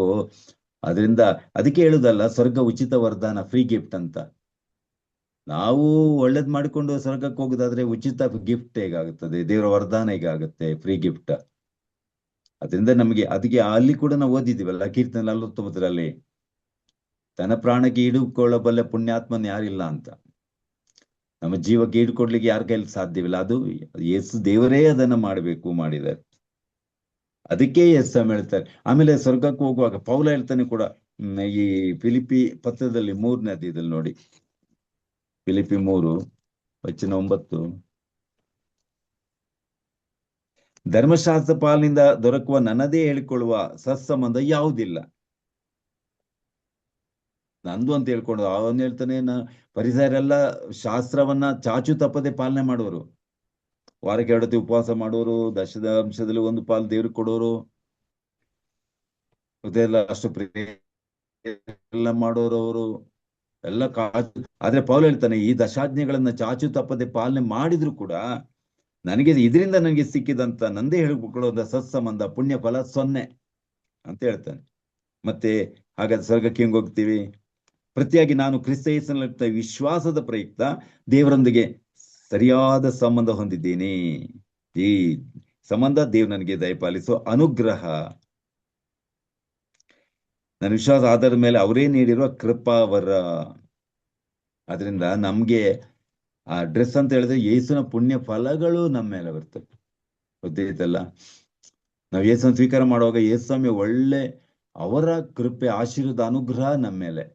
ಅದರಿಂದ ತಂದೆ ದೇವ್ ನಮ್ಮನ್ನ ನೋಡುವಾಗ ಮಗನನ್ನೇ ನೋಡ್ದಂಗೆ ನೋಡ್ತಾ. ಯಾಕೆಂದ್ರೆ ಆ ಯೇಸುವಿನ ಪುಣ್ಯ ಫಲಗಳು ನಮ್ ಬರ್ತವೆ. ಆ ಯೋಗ್ಯತೆಯಿಂದ ನಾವು ಸ್ವರ್ಗಕ್ಕೆ ಹೋಗುವಂಥದ್ದು ಯೇಸು ಕ್ರಿಸ್ತ. ಅದಕ್ಕೆ ಯೇಸು ಮಾಡ್ತಾರೆ, ಸ್ವರ್ಗದಲ್ಲಿ ಇರ್ತಿ, ಅದು ನನ್ನ ಆಶೀರ್ವಾದದಿಂದ, ನಿನ್ನ ಒಳ್ಳೆ ಕಾರ್ಯಗಳಿಂದ ಅಲ್ಲ, ನಿನ್ನ ಪಾಪದಿಂದಲೂ ಅಲ್ಲ. ಸ್ವರ್ಗ ಪಡ್ಕೊಳ್ಳೋದು ಅಥವಾ ಕಳ್ಕೊಳ್ಳೋದು ಅದೆಲ್ಲ ನನ್ನ ಅನುಗ್ರಹ. ಎಲ್ರಿಗೂ ಗೊತ್ತಾಗ್ಬೇಕು ಸ್ವರ್ಗಕ್ಕೆ ಹೇಗೆ ಹೋಗ್ತೀವಿ ನಾವು ಅಂತ. ಅದಕ್ಕೆ ನಮ್ಗೆ ಯೇಸು ಬೇಕು. ಆದ್ರೆ ಯಾವನು ಯೇಸನ್ನು ಒಪ್ಕೊಂಡವನು, ಗೊತ್ತೈದಲ್ಲ, ಬಲಬದಿ ಕಳ್ಳ ಏನಂದ? ಎಸ್ಸೆ ರಾಜ್ಯಭಾರದೊಂದಿಗೆ ಬರುವಾಗ ನಾನು ಜ್ಞಾಪಿಸ್ಕೊಳ್ಳಿ. ಏಸನಂದ್ರೆ ಸ್ವೀಕಾರ ಮಾಡ್ತಾ, ಏಸಲ್ಲಿ ವಿಶ್ವಾಸ ಇಡ್ತಾನೆ ಅವನು. ಅದಕ್ಕೆ ಬೈಬಲ್ ಹೇಳ್ತಾ ಇದೆಲ್ಲ, ಕೀರ್ತನೆ ಒಂದ್ ಕಡೆ ಹೇಳ್ತಾ ಇದೆ, ನೊಂದು ಬೆಂದ ಮನವನ್ನ ಆತ ತಳ್ಳಿ ಬಿಡನು ಅಂತ. ನಮ್ಮ ಯಜ್ಞ ಯಾಗದ ಕಾಣಿಕೆ ಎಲ್ಲ ತಳ್ಳಿ ಬಿಡ್ಬೋದು, ಆದ್ರೆ ನೊಂದು ಬೆಂದ ಮನವೊಂದು ತಳ್ಳಿ ಬಿಡಲ್ಲ. ಅದರಿಂದ ಆ ಬಲಬದಿ ಕಳ್ಳ ನೊಂದು ಬೆಂದ ಹೃದಯದಿಂದ ಯೇಸಮ್ಮ ಹೇಳ್ತಾನೆ, ಮತ್ತೆ ಯೇಸು ಪರ ವಾದ ಮಾಡ್ತಾನೆ ಅವನು. ಎಡಬದಿ ಕಳ್ಳಗೆ ಹೇಳ್ತಾನೆ, ನಮಗೆ ಶಿಕ್ಷೆ ನ್ಯಾಯ ಆಗಿದೆ, ಅದನ್ನ ಜಾಸ್ತಿ ಮಾತಾಡಬೇಡ ನೀನು. ಆದ್ರೆ ಯೇಸು ಸ್ವಾಮಿ ನಿರಪರಾಧಿ, ಅವರಿಗೆ ಈ ಶಿಕ್ಷೆ ಅನ್ಯಾಯ ಅಂತ ಹೇಳ್ಕೊಂಡು ಅಲ್ಲಿ ಯೇಸು ಪರ, ಮತ್ತೆ ಯೇಸುಗೆ ಸಾಕ್ಷಿ ಹೇಳ್ತಾನ ಅವನು. ಯೇಸು ಒಳ್ಳೆಯವರು, ಯೇಸು ತಪ್ಪು ಮಾಡಿಲ್ಲ, ಈ ಶಿಕ್ಷೆ ಅನ್ಯಾಯ, ಕೊಡಬಾರ್ದಿತ್ತು. ಅಂದ್ರೆ ಅಷ್ಟು ಜನ ಯೇಸು ಕೆಲವು ಸತಿ ನಮ್ಗೆ ಮಾತೇ ಬರಲ್ಲ. ಎಲ್ರೂ ಹೇಳುವಾಗ ನಾವೊಬ್ರು ಬೇರೆ ನಮ್ಗೆ ಗೊತ್ತಿದ್ರು ಕೂಡ ಹೇಳಕ್ ಹೋಗಲ್ಲ ನಾವು. ಯಾಕೆ ಗೊತ್ತಾ? 90 ಜನ ಇನ್ನೊಂದು ರೀತಿಯಲ್ಲಿ ಹೇಳ್ತಾರೆ, ಆವಾಗ ನಾವು ಸುಮ್ಮನೆ ಸೈಲೆಂಟ್ ಆಗಿರ್ತೀವಿ. ಆದ್ರೆ ಇಲ್ಲಿ ಎಲ್ರೂ ಯೇಸುಗೆ ಮರಣದಂಡನೆ ಆಗ್ಲಿ, ಯೇಸುವಿಗೆ ಶಿಲುಬೆ ಶಿಕ್ಷೆ ಆಗ್ಲಿ, ಯೇಸುವಿಗೆ ಅಂತ ಹೇಳ್ಕೊಂಡು ಕೂಗಾಡ್ಬೇಕಾದ್ರೆ ಇವನೊಬ್ನೇ ಹೇಳ್ತಾನೆ ಯೇಸು ನಿರಪರಾಧಿ. ಅಷ್ಟು ಜನರಿಗೆ ಒಂದು ಹೇಳ್ತಾನೆ, ಯೇಸು ನೀನು ಮಾಡಿದ ತಪ್ಪು, ಯೇಸು ನಿರಪರಾಧಿ, ಯೇಸು ಈ ತರ ಅವರಿಗೆ ಈ ಶಿಕ್ಷೆ ಅನ್ಯಾಯವಾಗಿದೆ ಅಂತ. ಅದು ಯೇಸುಗೆ ಸಾಕ್ಷಿ ಕೊಟ್ಟಿದ್ದು. ಅದರಿಂದ ಅಲ್ಲಿ ಯೇಸುವನ್ನ ಸ್ವಂತ ರಕ್ಷಕಾಗಿ ಸ್ವೀಕಾರ ಮಾಡ್ತಾನೆ, ಯೇಸು ರಕ್ಷಕ ದೇವರಂದು ಒಪ್ಕೊಳ್ತಾನೆ. ಅದರಿಂದಾಗಿ ಏನಾಗ್ತದೆ, ಯೇಸು ಮುಖಾಂತರ ಒಂದು ಸ್ವರ್ಗಕ್ಕೆ ಹೋಗ್ತಾನೆ. ಅದಕ್ಕೆ ಯೇಸು ಹೇಳ್ತಾರೆ, ಇವತ್ತೇ ನೀನ್ ಸ್ವರ್ಗಕ್ಕೆ ಹೋಗ್ತಿ. ಆಮೇಲೆ 3ನೇದಾಗಿ ನಾವು ನೋಡ್ತೀವಿ, ಯೇಸ್ವಾಮಿ ಹೇಳ್ತಾರೆ, ಇಗೋ ನಿನ್ ಮಗ. ತಾಯಿ ಮರಿಯಮ್ಮನವರಿಗೆ ಹೇಳ್ತಾನೆ, ಸ್ತ್ರೀಯೇ ಇಗೋ ನಿನ್ ಮಗ ಅಂತ. ಆಮೇಲೆ ಮಗನಿಗೆ ಜೋನರಿಗೆ ಹೇಳ್ತಾರೆ, ಇಗೋ ನಿನ್ ತಾಯಿ ಅಂತ. ಈ ಕೊನೆಗಳಿಗೆ ಯೇಸು ಹೇಳಿದ್ದು ಅಂದ್ರೆ, ನಾನು ನಿನ್ ತಾಯಿ ಬಿಟ್ಟು ಹೋಗ್ತಾ ಇದ್ದೇನೆ, ಅಯ್ಯೋ ತಾಯಿ ಗತಿಲ್ಲ ಅಂತ. ಪ್ರಿಯರು, ಯೇಸು ತಾಯಿಯನ್ನು ಆವಾಗಲೇ ಬಿಟ್ಟಿದ್ದಾರೆ, ಈಗಲ್ಲ, 3 ವರ್ಷದ ಹಿಂದೆ. ಯಾವಾಗ? ಕಾನಾವೂರ್ನಲ್ಲಿ ಆ ಮದುವೆಯ ಮಂಟಪದಲ್ಲಿ ಯೇಸ್ವಾಮಿ ಸ್ತ್ರೀಯೇ ಅಂತ ಕರೆದಿದ್ದೆ. ಯಾಕೆ ಸ್ತ್ರೀಯೇ, ವುಮನ್, ಮಮ್ಮಿ ಅಂತ ಕರೆದಿಲ್ಲ ಅಲ್ಲಿ. ಯೋಹನನ ಸುವಾರ್ತೆ ಈ ಕನ್ನಡದಲ್ಲಿ ಗೊತ್ತಾಗಲ್ಲ ನಮಗೆ, ಯಾಕಂದ್ರೆ ಕನ್ನಡದಲ್ಲಿ ನಾವು ಸ್ತ್ರೀ ಅಂತ ಹೇಳುವಾಗ ಅಮ್ಮ ಅಂತಲೇ ಹೇಳ್ತೀವಿ. ಸ್ತ್ರೀ ಅಂತ ಅಂದ್ರೆ, ಅಮ್ಮ ಅಂದ್ರೆ ಯಾವ ಲೇಡೀಸ್ಗಳಿಗೂ ಏನಮ್ಮ, ಇಲ್ಲಮ್ಮ ಅಂತ ಹೇಳ್ತೀವಲ್ಲ, ಅದಾಗಿ ನಮ್ಗೆ ಗೊತ್ತಾಗಲ್ಲ. ಅದು ಇಂಗ್ಲಿಷ್ ನಲ್ಲಿ ಗೊತ್ತಾಗುತ್ತೆ. ಬಟ್ ಇಲ್ಲಿ ಕನ್ನಡದಲ್ಲಿ ಕೂಡ ಇಲ್ಲಿ ಯೇಸು ಅಮ್ಮ ಇದನ್ನ ನನಗೆ ಯಾಕೆ ಹೇಳ್ತೀನಿ, ಅಮ್ಮ ಅಂತಲ್ಲ ಅದು, ಅಲ್ಲಿ ಸ್ತ್ರೀಯೇ ಇದನ್ನ ನನಗೆ ಯಾಕೆ ಹೇಳ್ತೀನಿ, ವುಮನ್.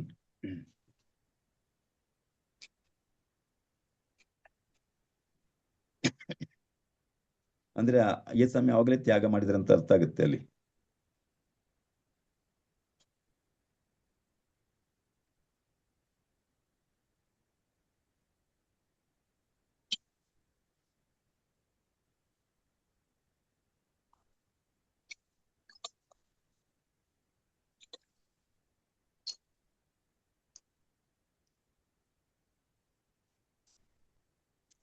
ನೋಡಿ ಇಂಗ್ಲಿಷ್ ನಲ್ಲಿ ನೋಡಿದ್ರೆ, and says to her Jesus, what to me and to you woman, not yet is come the hour of me.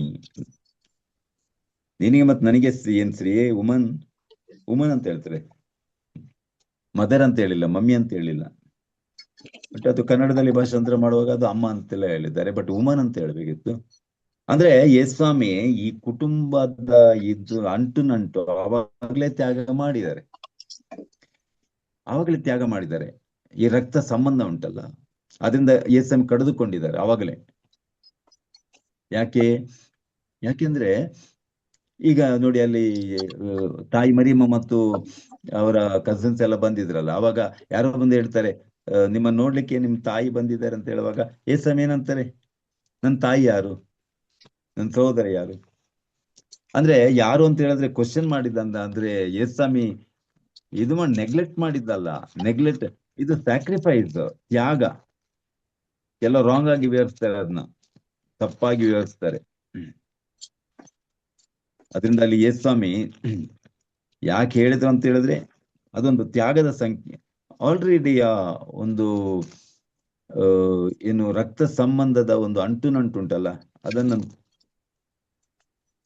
ನಮ್ಗೋಸ್ಕರ ಅದು ಯೇಸ್ವಾಮಿ ಆ ಸಂಬಂಧ ಕಡಿಬೇಕಾಯ್ತು. ಅದಕ್ಕೆ ಯೇಸ್ವಾಮಿ ಹೇಳ್ತಾರೆ, ನನ್ನ ತಾಯಿ ಯಾರು, ನನ್ನ ಸಹೋದರಿ ಯಾರು, ದೇವರ ವಾಕ್ಯ ನಡೆಯೋರು ನೀವು ಕೂಡ ನನಗೆ ಕ್ಲೋಸ್ ಅಂತ ಯೇಸ್ವಾಮಿ ಹೇಳ್ತಾರೆ.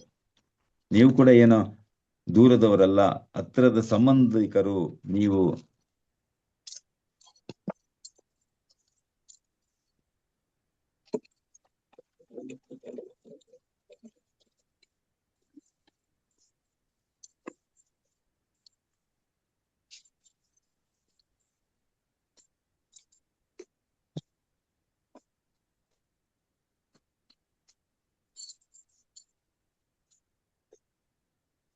ಇವ್ರದ್ದು ಸೇಂಟ್ ಚಾರ್ಬೆಲ್ ಅವ್ರು, ನಾನು ನಿಮ್ಗೆ ಹೇಳಿದ್ನೂ ಗೊತ್ತಿಲ್ಲ, ಸೇಂಟ್ ಚಾರ್ಬೆಲ್ ಅಂತ. ಅವ್ರನ್ನ ತಾಯಿ ನೋಡಕ್ ಹೋದಾಗ ದೂರದಿಂದ ಹೋಗ್ತಾರೆ ಅವರು, ಆ ಮಠಕ್ಕೆ ಹೋಗ್ತಾರೆ ಮಗನನ್ನ ನೋಡೋಕೆ. ಆವಾಗ ಮಗನೇ ಬಾಗಿಲ್ ತೆಗಿ ಅಂತ ಹೇಳ್ಕೊ, ಅವನು ಹೇಳ್ತಾನೆ, ಶ್ರೀ ನೀನ್ ಯಾಕೆ ಬಂದಿದ್ದೀಯ ಅಂತ, ನೀನ್ ಯಾಕೆ ಬಂದ ದಾರಿಯಲ್ಲಿ ವಾಪಸ್ ಹೋಗು ಅಂತ. ಅಲ್ಲಿ ಮಾತುಕತೆ ನಡೀತಾ ಇದೆ. ಆದ್ರೆ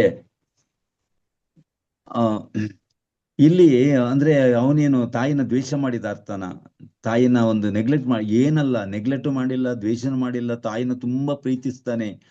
ಬಟ್ ಅವನು ಆತರ ಯಾಕೆ ವುಮನ್ ಅಂತ ಯಾಕೆ ಹೇಳ್ತಾನೆ ಅಂತ ಹೇಳಿದ್ರೆ, ಅಮ್ಮ ನಾನು ಈ ಸಂಬಂಧ ಕಡಿದುಕೊಂಡಿದ್ದೇನೆ, ಈ ಲೋಕದ ಸಂಬಂಧ, ಈ ರಕ್ತದ ಸಂಬಂಧ ಎಲ್ಲ ಕಡ್ಕೊಂಡಿದ್ದೀನಿ ಯೇಸುಗೋಸ್ಕರ. ಅದರಿಂದ ನಿನ್ ಗೊತ್ತುಂಟಲ್ಲ, ನಾನು ಹೇಳಿದ ಇದು ಕ್ಲಾಸ್ಟರ್ಡ್ ನನ್ಸ್ ಅಂತ ಹೇಳ್ತಾರೆ, ಕ್ಲಾಸ್ಟರ್ಡ್ ನನ್ಸ್, ಅವರಿಗೆ ಒಳಗಿನ ಶಿಷ್ಯಗಳಂತ ಹೇಳ್ತಾರೆ, ಬಿತೋರ್ಲ ಮಾದ್ರಿ. ಅಂದ್ರೆ ಒಂದ್ಸತಿ ಒಳಗೋದ್ರೆ ಮತ್ತೆ ಹೊರಗೆ ಬರ್ಬಂಗಿಲ್ಲ, ಮತ್ತೆ ಯಾರನ್ನ ನೋಡುವಂಗಿಲ್ಲ, ಗೊತ್ತಿಲ್ಲ. ಏನೋ ಕ್ಲೋಸ್ ಮಮ್ಮಿ ಡ್ಯಾಡ್ ಇದ್ರೆ ಮುಂಚೆ ಬರೀ ವಾಯ್ಸ್ ಮಾತ್ರ, ನೋಡುವಂಗಿಲ್ಲ. ಈಗೇನು ಮುಖ ಅಪರೂಪ ಒಂದೊಂದ್ಸತಿ ನೋಡ್ಲಿಕ್ಕೆ ಸಿಗ್ತದೇನು ಗೊತ್ತಿಲ್ಲ, ಇಲ್ಲ ಅಂತ ಹೇಳಿ.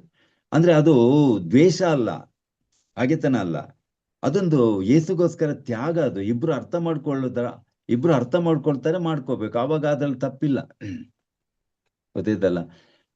ಹಾಗಾದ್ರೆ ಮದುವೆ ಮಾಡಿ ಕೊಡ್ತೀರಾ ಮಕ್ಕಳನ್ನ? ಯಾಕೆ ಮದುವೆ ಮಾಡಿ ಕೊಡ್ತೀರಾ? ಮದುವೆ ಮಾಡಿ ಕೊಡೋದೇ ಬೇಡವಲ್ಲ? ಮದುವೆ ಮಾಡಿ ಕೊಡೋ ಅರ್ಥ ಏನು ಹೇಳ್ತಾರಲ್ಲ, ಇನ್ನು ನನಗೆ ನಿನಗೆ ಸಂಬಂಧ ಇಲ್ಲ, ನಮ್ಮ ಋಣ ತೀರುತ್ತಂತ ಮಗಳಿಗೆ ಹೇಳಲ್ವಾ? ಇನ್ನು ನೀನು ಆ ಮನೆ ಬೆಳಗ್ಬೇಕಾದವಳು, ಆ ಮನೆ ಬೆಳಗ್ಬೇಕು, ನಮ್ಮನೆ ಅಲ್ಲ, ನಮ್ಮನೆ ಮುಗೀತು ಸಂಬಂಧ, ಅದು ಮದುವೆ ಮಾಡಿ. ಹಾಗಾದ್ರೆ ಮದುವೆ ಮಾಡಿ ಯಾಕೆ ಕೊಡ್ತೀರಾ?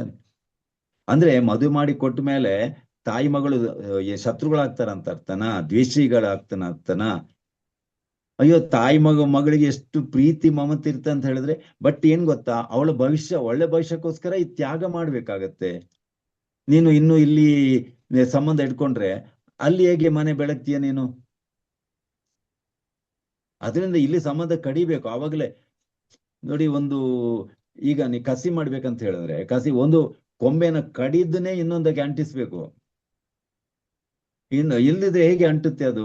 ಇನ್ನೊಂದಕ್ಕೆ ಅಂಟ್ಲಿಕ್ಕೆ ಸಾಧ್ಯ ಇಲ್ಲ, ಗ್ರಾಫ್ಟ್ ಮಾಡಕ್ ಆಗುದೇ ಇಲ್ಲ, ಅದು ಕಟ್ ಮಾಡ್ಲೇಬೇಕು. ಮತ್ತೆ ಕಟ್ ಮಾಡಿ ಅಂಟಿಸೋದು ಯಾಕೆ? ಅದು ಇನ್ನು ಹಾಳಾಗ್ಲಿ ಅಂತಲ್ಲ, ಇಲ್ಲ, ಇನ್ನು ಒಳ್ಳೆ ಫಲ ಬರ್ತದೆ, ಅದರಲ್ಲಿ ಅದ್ಭುತವಾದ ಫಲಗಳು ಬರ್ತವೆ. ಅದಕ್ಕೆ ನಾವು ಕಸಿ ಹಣ್ಣು ಅಂತ ಹೇಳ್ತೀವಿ. ಕಸಿ ಹಣ್ಣುಗಳು ಎಷ್ಟು ಚೆನ್ನಾಗಿರ್ತವೆ ಅಂತ ಹೇಳಿ, ಇಂಥ ಟೇಸ್ಟ್ ಇರ್ತವೆ ಅಂತ ಹೇಳಿದ್ರೆ, ಕಸಿ ಮಾವಿನ ಹಣ್ಣುಗಳೆಲ್ಲ ಕಸಿ ಮಾಡಿದ್ದು ಒಳ್ಳೆ ಟೇಸ್ಟ್ಗಳು ಇರ್ತವೆ. ಆದ್ರಿಂದ ಅದಕ್ಕೋಸ್ಕರ ಅದನ್ನ ಕಟ್ ಮಾಡಿ ಇದಕ್ಕೆ ಅಂಟಿಸುವುದು. ಹೂಗಳು ಕೂಡ ಅಷ್ಟೇ, ಕಸಿ ಮಾಡಿದ್ರೆ ಎಷ್ಟು ಗೊತ್ತಾ, ಒಂದು ಹೂಗಳು ಎಷ್ಟು ಒಳ್ಳೆ ಹೂಗಳಾಗ್ತವೆ. ಅಂದ್ರೆ ಒಂದು ಮರದಿಂದ ಕಡಿದು, ಅಂದ್ರೆ ಸಂಬಂಧ ತಾಯಿ ಬೇರಿನಿಂದ ಕಾಂಡದಿಂದ ಅದು ಕಟ್ ಮಾಡಿನೇ ಅದು ತಂದಿದ್ದಕ್ಕೆ ಅಂಟಿಸ್ಬೇಕು, ಆವಾಗಲೇ ಅದು ಒಳ್ಳೆ ಫಲ ಕೊಡ್ತಾ ಇದೆ. ಇನ್ನು ಹಾಳಾಗೋಗ್ಲಿ ಅಂತ ಅಲ್ಲ ನಾವು ಇನ್ನೊಂದಕ್ಕೆ ಅಂಟಿಸುದು, ತಂದು ಕ್ರಾಫ್ಟ್ ಮಾಡೋದು, ಈ ಕೊಂಬೆ ಹಾಳಾಗೋಗ್ಲಿ ಅಂತ, ಒಳ್ಳೇದಾಗ್ಲಿ ಅಂತ. ಹಾಗೆ ಸಂಬಂಧಗಳು ಮುರಿದ್ ಯಾಕೆ, ಕಡಿದ್ ಯಾಕೆ, ಒಳ್ಳೇದಾಗ್ಬೇಕಂತಲೇ, ಗೊತ್ತಿದ್ದಲ್ಲ. ಯಾಕೆಂದ್ರೆ ನಾವು ಅದಕ್ಕೆ ಹೆಚ್ಚಾಗಿ ದೇವ್ರನ್ನ ಪ್ರೀತಿ ಮಾಡ್ತೀವಿ. ಆಮೇಲೆ ಇದು ಇಬ್ಬರು ಅರ್ಥ ಮಾಡ್ಕೊಳ್ಳುವಂತ ವಿಷಯನೇ ಇದು. ಈಗ ಮಗಳಿಗೆ ಅರ್ಥ ಆಗುತ್ತೆ, ತಾಯಿಗೆ ಅರ್ಥ ಆಗುತ್ತೆ. ನನ್ ಯಾಕೆ ತಾಯಿ ಒಪ್ಪಿಸ್ಕೊಡ್ತಾ ಇದ್ದಾಳೆ, ನನ್ನ ತಾಯಿಯಿಂದ ದೂರ ಆಗ್ಲಿ, ಮನೆಯಿಂದ ದೂರ ಆಗ್ಲಿ, ತವ್ರ ಮನೆಯಿಂದ ದೂರ ಆಗ್ಲಿ ಅಂತ ಆತರ ಅಲ್ಲ ಕೊಟ್ಟಿದ್ದು. ಯಾಕೆ ನನಗೆ ಫ್ಯೂಚರ್ ಒಳ್ಳೇದಾಗ್ಲಿ, ಗಂಡನ ಮನೆಯಲ್ಲಿ, ಅಲ್ಲಿ ನಾನು ಬೆಳಿಬೇಕು, ಅದು ನನ್ನ ಮನೆ ಆಗ್ಬೇಕು, ಅಲ್ಲಿ ನಾನು ಬೆಳಗ್ಬೇಕು ಅಂತ ಹೇಳ್ಕೊಂಡು ಅದು ಅವಳಿಗೂ ಗೊತ್ತಿರುತ್ತೆ. ಅವಳು ಖುಷಿಯಿಂದ ಒಪ್ತಾಳೆ. ಅವಳು ಏನ್ ದೂಡಿ ಹಾಕೋದಲ್ಲ, ಹೊರಗಡೆ ಯಾರು ತಳ್ಳಿ ಹಾಕುದಿಲ್ಲ. ಅವಳಿಗೆ ಇಲ್ಲ ಅಂತ ಹೇಳಿದ್ರೆ ಫ್ಯೂಚರ್ ಇರುವುದಿಲ್ಲ. ಮಕ್ಕಳು ಮರಿಗಳು ಮೊಮ್ಮಕ್ಕಳೆಲ್ಲ ಎಲ್ಲಿರ್ತವೆ, ತಾಯಿ ಮನೆಯಲ್ಲಿ ಇಟ್ಕೊಂಡ್ರೆ ಮತ್ತೆ ಅಲ್ಲೇ ಅಂತ್ಯನೇ ಆಗುತ್ತೆ. ಅವ್ರ ಮನೆ ಅಲ್ಲೇ ಅಂತ್ಯ ಮುಗಿದೋಯ್ತು. ಅಲ್ಲಿ ಹೆಸರು ಹೇಳಿಕೆ ಯಾರು ಇರಲ್ಲ, ಮಕ್ಕಳನ್ನ ಮನೆಯಲ್ಲಿ ಇಟ್ಕೊಂಡ್ಬಿಟ್ರೆ. ಅದರಿಂದ ನಿನ್ನ ವಂಶವೃಕ್ಷ ಬೆಳೆಯಬೇಕಂತ ಹೇಳಿದ್ರೆ ನೀನು ಇದು ಕೊಡ್ಲೇಬೇಕಲ್ಲ. ಹಾಗೆ ಆ ಅರ್ಥದಲ್ಲಿ ಏಸಮ್ ಹೇಳಿದ್ದು ಸ್ತ್ರೀ ಅಂತ ಹೇಳ್ಕೊಂಡು, ಇದು ಪೆಂತೆಕೋಸ್ನವರೆಲ್ಲ ಹೇಳುವ ಹಾಗೆ ನೋಡಿ, ಏಸು ಕ್ಯಾರ್ ಮಾಡಿಲ್ಲ, ಏಸು ತಾಯಿಯನ್ನ ಏನು ಗಮನನೇ ಕೊಟ್ಟಿಲ್ಲ, ಇನ್ಸಲ್ಟ್ ಮಾಡಿದ್ರು, ಅವನ ಮಾಡಿದ್ರು. ಅಂದ್ರೆ ಮದುವೆ ಮಾಡಿ ಕೊಡುವಾಗ ಇವರೆಲ್ಲ ಮಗಳನ್ನ ಇನ್ಸಲ್ಟ್ ಮಾಡಿ ಕೊಡ್ತಾರೆ, ಅವಮಾನ ಮಾಡಿ ಕೊಡೋದು ಇವ್ರು. ಅದ್ರ ಅರ್ಥ ತಿಳ್ಕೋಬೇಕು ನಾವು. ಅದಕ್ಕೆ ಇಲ್ಲಿ ಹೇಳ್ತಾರೆ, ಈಗೋ ನಿನ್ ತಾಯಿ. ಆಲ್ರೆಡಿ ಅದು ಸಂಬಂಧ ಆವಾಗಲೇ ಯೇಸ್ವಾಮಿ ತಾಯಿಗೆ ಟ್ರೈನಿಂಗ್ ಕೊಟ್ಟು ಬಂದಿದ್ದಾರೆ. ಆಕ್ಚುಲಿ ಅಲ್ಲಿ 12 ವರ್ಷದಲ್ಲಿ ಕಳೆದೋದಾಗಲೇ ಯೇಸ್ವಾಮಿ ಆ ಸಂಬಂಧ ಕಡಿಬೇಕಂತಿದ್ರು. ಅಮ್ಮ ಯಾಕೆ ಹುಡುಕಿದೆ, ನಿನ್ ಗೊತ್ತಿಲ್ವಾ ತಂದೆ ಮನೇಲಿ ಇರ್ಬೇಕಂತ. ಆದ್ರೆ ಮಮ್ಮಿ ಬಿಟ್ಟಿಲ್ಲ, ಇಲ್ಲ ಮಗನೇ ನಿನ್ ಸಮಯ ಬಂದಿಲ್ಲ, ಇನ್ ಸಣ್ಣ ಹುಡುಗ ನೀನು, ಬಾ ಅಂತ ಕರ್ಕೊಂಡು ಹೋದ್ರು. ಅದು 30 ವಯಸ್ಸಿನಲ್ಲಿ ಅಲ್ಲಿ ಕ್ಲಿಯರ್ ಆಗೋಯ್ತು, ತಾಯಿಗೂ ಕ್ಲಿಯರ್ ಆಯ್ತು. ಅದಕ್ಕೆ ಹೇಳ್ತಾರೆ ಮಗನೇ ಪವಾಡ ಮಾಡು. ತಾಯಿನೇ ಹೇಳ್ತಾರೆ ಪವಾಡ ಮಾಡು ಅಂತ. ಯಾಕೆ ತಾಯಿಗೆ ಗೊತ್ತಿತ್ತಲ್ಲ, ಪವಾಡ ಮಾಡಿದ್ರೆ ನನ್ ಮಗ ಸಿಗಲ್ಲ, ಎಲ್ಲ ಕರ್ಕೊಂಡು ಹೋಗ್ತಾರೆ, ನಮ್ಮ ಮನೆಯಲ್ಲೂ ಪವಾಡ ಮಾಡು, ನಮ್ಮ ಮನೆಯಲ್ಲೂ ಪವಾಡ ಮಾಡು ಅಂತ. ಆದ್ರೆ ತಾಯಿ ಖುಷಿಯಿಂದಲೇ ಅರ್ಪಿಸ್ಕೊಡುದು, ಪವಾಡ ಮಾಡು ಮಗನೇ, ಲೋಕಾರ್ಪಣೆ ನೀವು ಮಾಡ್ತಾ ಇದ್ದೀನಿ, ಹೋಗು ನಿನ್ ಜನರ ಸೇವೆಗಂತ. ಈಗೋ ನಿನ್ ತಾಯಿ, ಆವಾಗ್ಲೇ ನಮ್ ತಾಯಿ ಆಗೋದು. ಇಲ್ಲ ಅಂತ ಹೇಳಿದ್ರೆ ಈಗೋ ನಿಮ್ ಸೊಸೆ, ಮದುವೆ ಬಿಟ್ಕೊಟ್ರೆ ಸೊಸೆ ಆಗ್ತಾಳೆ, ಇಲ್ದೆ ಸೊಸೆ ಹೆಂಗೆ ಆಗ್ತಾಳ ಅವಳು. ಸಂಪೂರ್ಣವಾಗಿ ನೀನ್ ಸಂಬಂಧ ಕಡಿದ್ರೆ ಅಲ್ಲಿ ಸೊಸೆ ಆಗ್ತಾಳ ಅವಳು, ಅವರ ಮಗಳಾಗ್ತಾಳ ಅವಳು. ಇಲ್ದೆ ಇಬ್ರು ಯಜಮಾನರಾಗ್ಲಿ ಸಾಧ್ಯನಾ? ನೀನು ತಾಯಿ, ಅಲ್ಲಿನೂ ತಾಯಿ, ನೀನು ಅಪ್ಪ, ಹುಡುಗನ ತಂದೆನೂ ಅಪ್ಪ ಅಂತ ಹೇಳಿದ್ರೆ ಇಬ್ರು ಯಜಮಾನರಾಗಲ್ವಾ? ಇಬ್ರು ಯಜಮಾನ ಸೇಮ್ ಮಾಡಕ್ಕಾಗಲ್ಲ ಅಂತ ಯೇಸಮ್ಮನೇ ಹೇಳಿದ್ದಾರೆ. ಅದಕ್ಕೋಸ್ಕರ ಒಂದು ಸಂಬಂಧ ಕಡಿಲೇಬೇಕು, ಇನ್ನೊಂದು ಸಂಬಂಧ ಬೆಳಿಬೇಕಾದ್ರೆ. ಅದಕ್ಕೆ ಯೇಸಮ್ಮ ಹೇಳ್ತಾರೆ, ಈಗೋ ನಿಂತ, ಈಗೋ ನಿನ್ ಮಗ. ಈ ಅರ್ಥದಲ್ಲಿ ಯೇಸಮ್ಮ ಒಪ್ಪಿಸ್ಕೊಟ್ಟಿರೋದು. ಆದ್ರಿಂದ ಏನಾಗ್ತದೆ ಅಂತ ಹೇಳಿದ್ರೆ ಇಲ್ಲಿ ಈ ಅಧಿಕಾರ ಬರುತ್ತೆ. ಇಲ್ಲಿ ಗೊತ್ತಿತ್ತಲ್ಲ, ಸುಮ್ನೆ ನಾವು ಎಕ್ಸೆಪ್ಟ್ ಮಾಡೋದಕ್ಕಿಂತಲೂ ಒಂದು ಅಧಿಕೃತವಾಗಿ ಒಬ್ರು ಒಪ್ಪಿಸ್ಕೊಟ್ರೆ ಅಲ್ಲಿ ನಮಗೆ ಹಕ್ಕು ಬರ್ತದೆ, ರೈಟ್ಸ್ ಬರುತ್ತೆ. ಹಾಗೆ ಇಬ್ರಿಗೆ ಹೇಳಿದ್ದಾರೆ ಇಲ್ಲಿ, ಈಗೋ ಒಬ್ರಿಗೆ ಹೇಳಿ ಸಾಕಿತ್ತಲ್ಲ, ಈಗೋ ನಿನ್ ಮಗ ಅಂತ. ನಾನಿಲ್ಲ, ನಾನ್ ಸಾಯ್ತು, ನನ್ನ ಪರವಾಗಿ ಇವನು ಮಗ ತಗೊಂಡು ಹೋಗುವಂತ, ಅವ್ನ ಮಗನ್ ತರ ನೋಡ್ಕೋ, ಏನ್ ನಿನ್ಗೆ ಬೇಜಾರಾದ್ರೆ ಅವನ ಹತ್ರ ಮಾತಾಡು, ನನ್ ಮಗ ಅಂತ ತಿಳ್ಕೊ ಅಂತ. ಆತರ ಹೇಳಿದ್ದಲ್ಲ, ನನ್ ಮಗ ಅಂತ ತಿಳ್ಕೊ, ಬೇಜಾರಾದ್ರೆ ಮಾತಾಡು ಅಂತ ಹೇಳ್ಕೊಂಡ. ಆವಾಗ ಮಗನಿಗೆ ಹೇಳುವಂತ ಅಗತ್ಯ ಇರ್ಲಿಲ್ಲ, ಇವನ್ ಮಗನಾಗೆ ಸ್ವೀಕಾರ ಮಾಡಮ್ಮ ಅಂತ. ಮಗನಿಗೆ ಯೋನರು ಕೂಡ ಹೇಳ್ತಾರೆ, ಈಗೋ ನಿನ್ ತಾಯಿ. ತಾಯಿ ಅಂತ ಹೇಳಿದ್ರೆ ಏನಾಗುತ್ತೆ ಗೊತ್ತಾ, ನಮ್ಗೆ ಒಂದು ಜವಾಬ್ದಾರಿ ಉಂಟು. ತಾಯಿ ಹೇಳ್ದಂಗೆ ಕೇಳಬೇಕು, ವಿಧೇಯರಾಗ್ಬೇಕು. ಅದರಿಂದ ಇವತ್ತು ಮರಿಯಮ್ಮನವ್ರಿಗೆ ನಾವೆಲ್ಲ ವಿಧೇಯರಾಗ್ಲೇಬೇಕು. ಯಾಕೆಂದ್ರೆ ಬೈಬಲ್ ಹೇಳ್ತಾ ಇತ್ತು, ತಂದೆ ತಾಯಿಗಳನ್ನ ಗೌರವಿಸು, ತಂದೆ ತಾಯಿಗಳಿಗೆ ವಿಧೇಯರಾಗು. ತುಂಬಾ ಜನ ವಿಧೇಯರಾಗೋದಿಲ್ಲ, ಮರಿಯಮ್ಮನವ್ರಿಗೆ ಗೌರವನೇ ಕೊಡಲ್ಲ. ಹಾಗಾದ್ರೆ ಯೇಸು ಶಿಲುಬೆ ಮೇಲೆ ಹೇಳಿದ ಮಾತು ವ್ಯರ್ಥ ಆಯ್ತು? ಅಲ್ಲಿ ಸುಮ್ನೆ ಹೇಳಿದ್ದ, ತಮಾಷೆಗೆ ಹೇಳಿದ್ದ ಯೇಸು?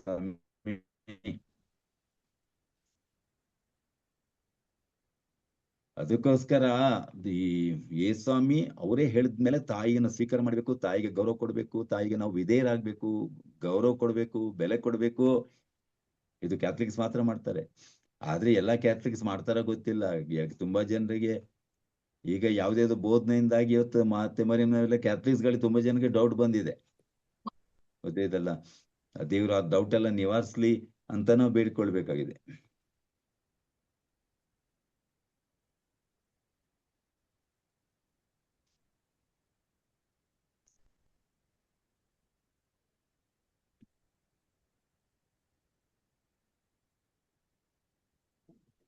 ಇನ್ನು ಇಲ್ಲಿ ಬೇರೆ ವಿಷಯಗಳುಂಟು, ಅದು ಮುಂದುವರಿಸ್ತೀನಿ ಬೇಕಾದ್ರೆ, ಆಮೇಲೆ ನೋಡು.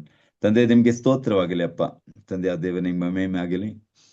ತಂದೆ ಆ ದೇವರೇ, ನಿಮ್ಮ ಮಗನಾದ ಯೇಸು ಕ್ರಿಸ್ತರು ಕೊನೆ ಗಳಿಗೆಯಲ್ಲಿ ಎಷ್ಟೊಂದು ಅದ್ಭುತವಾದ ವಾಕ್ಯಗಳನ್ನು ನುಡಿದ್ರು, ಮಹಿಮೆಯುಳ್ಳ ವಚನಗಳನ್ನು ನುಡಿದ್ರು. ಅದೆಲ್ಲ ನುಡಿಗಳು ನಮ್ಮ ಹಿತಕ್ಕಾಗಿ, ನಮ್ಮ ಒಳಿತಿಗೋಸ್ಕರ ಅವ್ರು ಹೇಳಿದ್ದು. ಅಪ್ಪ ಕ್ಷಮಿಸಿ, ಹಾಗೀಗೋ ನಿಮ್ ತಾಯಿ ಅಂತ. ಅದರಿಂದ ತಂದೆ ಆ ದೇವರೇ, ನಿಮ್ಮ ಮಗನಾದ ಯೇಸು ಕ್ರಿಸ್ತರ ಮುಖ ನಮ್ಮ ಪಾಪ ಎಲ್ಲ ಪರಿಹಾರ ಮಾಡೋದಕ್ಕಾಗಿ ಶಿಲುಬೆಯಲ್ಲಿ ರಕ್ತ ಸುರಿಸಿ ನಿಮ್ಗೆ ಸ್ತೋತ್ರ ಸಲ್ಲಿಸ್ತೀವಿ. ಪ್ರಭೀಸೆ, ನಿಮ್ಮ ಪರಿಶುದ್ಧ ರಕ್ತ ನಮ್ಮ ಮೇಲೆ ನಾವು ಚಿಮುಕಿಸ್ಕೊಳ್ತೇವೆ. ನಿಮ್ಮ ರಕ್ತದಿಂದ ಸಂಪೂರ್ಣ ನಮಗೆ ರಕ್ಷಣೆ ಆಗಲಿ.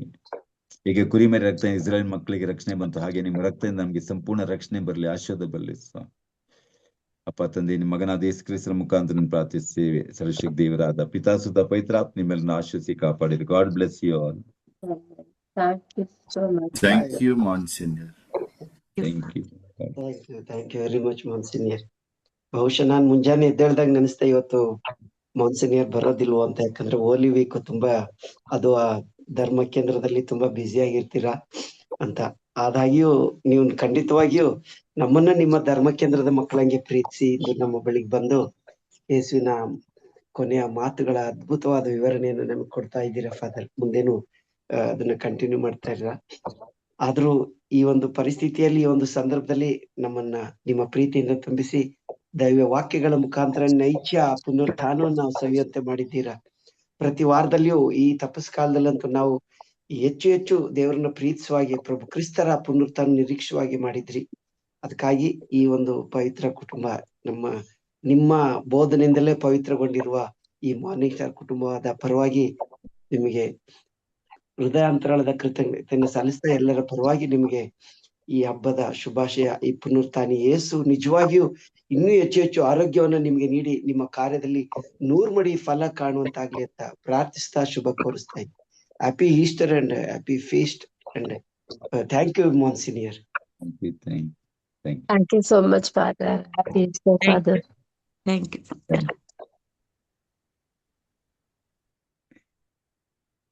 ಪ್ರಿಯರೇ, ದೇವರಿಗೆ ಸ್ತೋತ್ರ ಮಾಡ್ತಾ ನಾವು ಕಾಯುವಂತ ಆ ಶುಭ ರಾತ್ರಿ ಬಂದೇ ಬಿಟ್ಟಿದೆ. ನಾವು ಕೆಲವೊಮ್ಮೆ ಯೋಚನೆ ಮಾಡ್ತೀವಿ, ಸದ್ಯ ಈ ಈಸ್ಟರ್ ಬಂತು ಅಂದ್ರೆ ತಪಸ್ಕಾಲ ಮುಗೀತು, ಇನ್ನು ನಾವೇನೇನು ಕೆಲವು ನಿರ್ಧಾರಗಳನ್ನ ತೆಗೆದುಕೊಂಡ್ವಿ, ಅದರಿಂದ ಮುಕ್ತಗೊಂಡು ಸರಳವಾದ ಜೀವನ ನಡೆಸಬಹುದು ಅಂತ ಕೆಲವೊಮ್ಮೆ ನಾವು ಯೋಚನೆ ಮಾಡ್ತೀವಿ. ಈ ಸಮಯದಲ್ಲಿ ನಾವು ಅನೇಕ ನಮ್ಮಲ್ಲಿದ್ದಂತ ಹವ್ಯಾಸಗಳನ್ನ ತೊರೆದು ಜೀವಿಸ್ಬೇಕು ಅಂತ. ಖಂಡಿತ ಅದು ಮಾಂಸ ನಿರೋಧನೆ ಇರ್ಬೋದು, ಈ ಕೋಪ ದ್ವೇಷ ಎಲ್ಲವೂ ಇರ್ಬೋದು. ಆದ್ರೆ ಶಾರೀರಿಕವಾಗಿ ಅವಶ್ಯಕತೆವಾದನ್ನ ತೆಗೆದುಕೊಳ್ಳೋಣ. ಆದ್ರೆ ನಮ್ಮ ಶರೀರಕ್ಕೆ ಅನವಶ್ಯಕವಾದಂತ ಈ ಕೋಪ ದ್ವೇಷ ಇದೆಲ್ಲವನ್ನು ವರ್ಜಿಸಿ ಪರಿಶುದ್ಧ ಜೀವನ ನಡೆಸೋದ್ರ ಮುಖಾಂತರ ನಾವು ನೈಜ ಮಾರ್ನಿಂಗ್ ಸ್ಟಾರ್ ಮಕ್ಕಳಾಗಿ ಜೀವಿಸೋಣ, ದೇವರಿಗೆ ಸಾಕ್ಷಿಯಾಗಿ ಜೀವಿಸೋಣ. ಪೂಜ್ಯ ಗುರುಗಳ ಆ ಬೋಧನೆಯಂತೆ ನಾವು ನಿಜವಾಗಿಯೂ ದೇವರ ಪರಿಶುದ್ಧ ಮಕ್ಕಳು. ಸ್ವರ್ಗ ಅಷ್ಟು ಸುಲಭವಾಗಿ ಸಿಗೋದಲ್ಲ, ದೇವರು ತೆರೆಯದೆ ನಮಗೆ ನಿಜವಾಗ್ಲೂ ಅದು ಲಭಿಸೋದಿಲ್ಲ. ಪ್ರಭು ಕ್ರಿಸ್ತರು ನಮ್ಮೊಬ್ಬೊಬ್ಬರ ಆ ಒಂದು ಮನಸ್ಥಿತಿಯನ್ನು ಅರ್ಥೈಸಿಕೊಂಡು ನಮಗೆ ಸ್ವರ್ಗವನ್ನ ನೀಡ್ಲಿ ಅಂತ ಸಮಯದಲ್ಲಿ ಪ್ರಾರ್ಥಿಸ್ತಾ, ತಾಯಿ ಮರಿಯಳೆ, ನಮ್ಮ ಈ ತಂಡ ನಿನ್ನ ನಾಮದಲ್ಲಿ ಒಂದು ಗೂಡಿ ಸದಾ ವಾಕ್ಯಗಳ ಮುಖಾಂತರ ನಮ್ಮನ್ನೇ ಪರಿಶುದ್ಧಗೊಳಿಸಿಕೊಳ್ಳುವಂತ ಭಾಗ್ಯವನ್ನ ಕರುಣಿಸಿದ್ಯಮ್ಮ. ನಮ್ಮಲ್ಲಿರುವ ಕೊರತೆಗಾಗಿ ಮಗನಲ್ಲಿ ಭಿನ್ನಯಿಸಮ್ಮ. ಈ ಒಂದು ತಂಡದಿಂದ ಬೇರ್ಪಟ್ಟಿರುವವ್ರನ್ನು ಈ ಮಂದೆಗೆ ಸೇರಿಸಿ ನಿಮ್ಮ ಮಗನ ಅಮೂಲ್ಯ ವಾಕ್ಯಗಳನ್ನು ಆಲಿಸುವಂತ ಭಾಗ್ಯವನ್ನು ಕರುಣಿಸಮ್ಮ. ಈ ಸಮಯದಲ್ಲಿ ನೀವು ನಮ್ಮೊಂದಿಗಿದ್ದು ನಿಮ್ಮ ಮಗನ ಪುನರುತ್ಥಾನದ ಆ ಮಹಿಮೆಯ ಹಬ್ಬವನ್ನ ಸಂಪೂರ್ಣವಾಗಿ ಸಂತೋಷವಾಗಿ ಆಚರಿಸುವ ಭಾಗ್ಯವನ್ನು ಕರುಣಿಸಮ್ಮ. ನಮ್ಮ ಮರಿಯ ಪ್ರಸಾದ ಪೂರ್ಣಿ. ಪ್ರಭು ನಿಮ್ಮೊಡನೆ ಇದ್ದಾರೆ, ಸ್ತ್ರೀಯರಲ್ಲಿ ನೀವು ಧನ್ಯರು ಮತ್ತು ನಿಮ್ಮ ಉದರದ ಫಲವಾದ ಯೇಸು ಧನ್ಯರು. ಪರಿಶುದ್ಧತೆ ಪಾಪಗಳಾಗಿರುವುದಾಗಿ ಈಗಲೂ ನಮ್ಮ ಮರಣದ ಸಮಯದಲ್ಲಿ ಪ್ರಾರ್ಥಿಸಿರಿ. ಆಮೆನ್. ಪವಿತ್ರಾತ್ಮನಿಗೂ ಮಹಿಮೆಯಾಗಲಿ.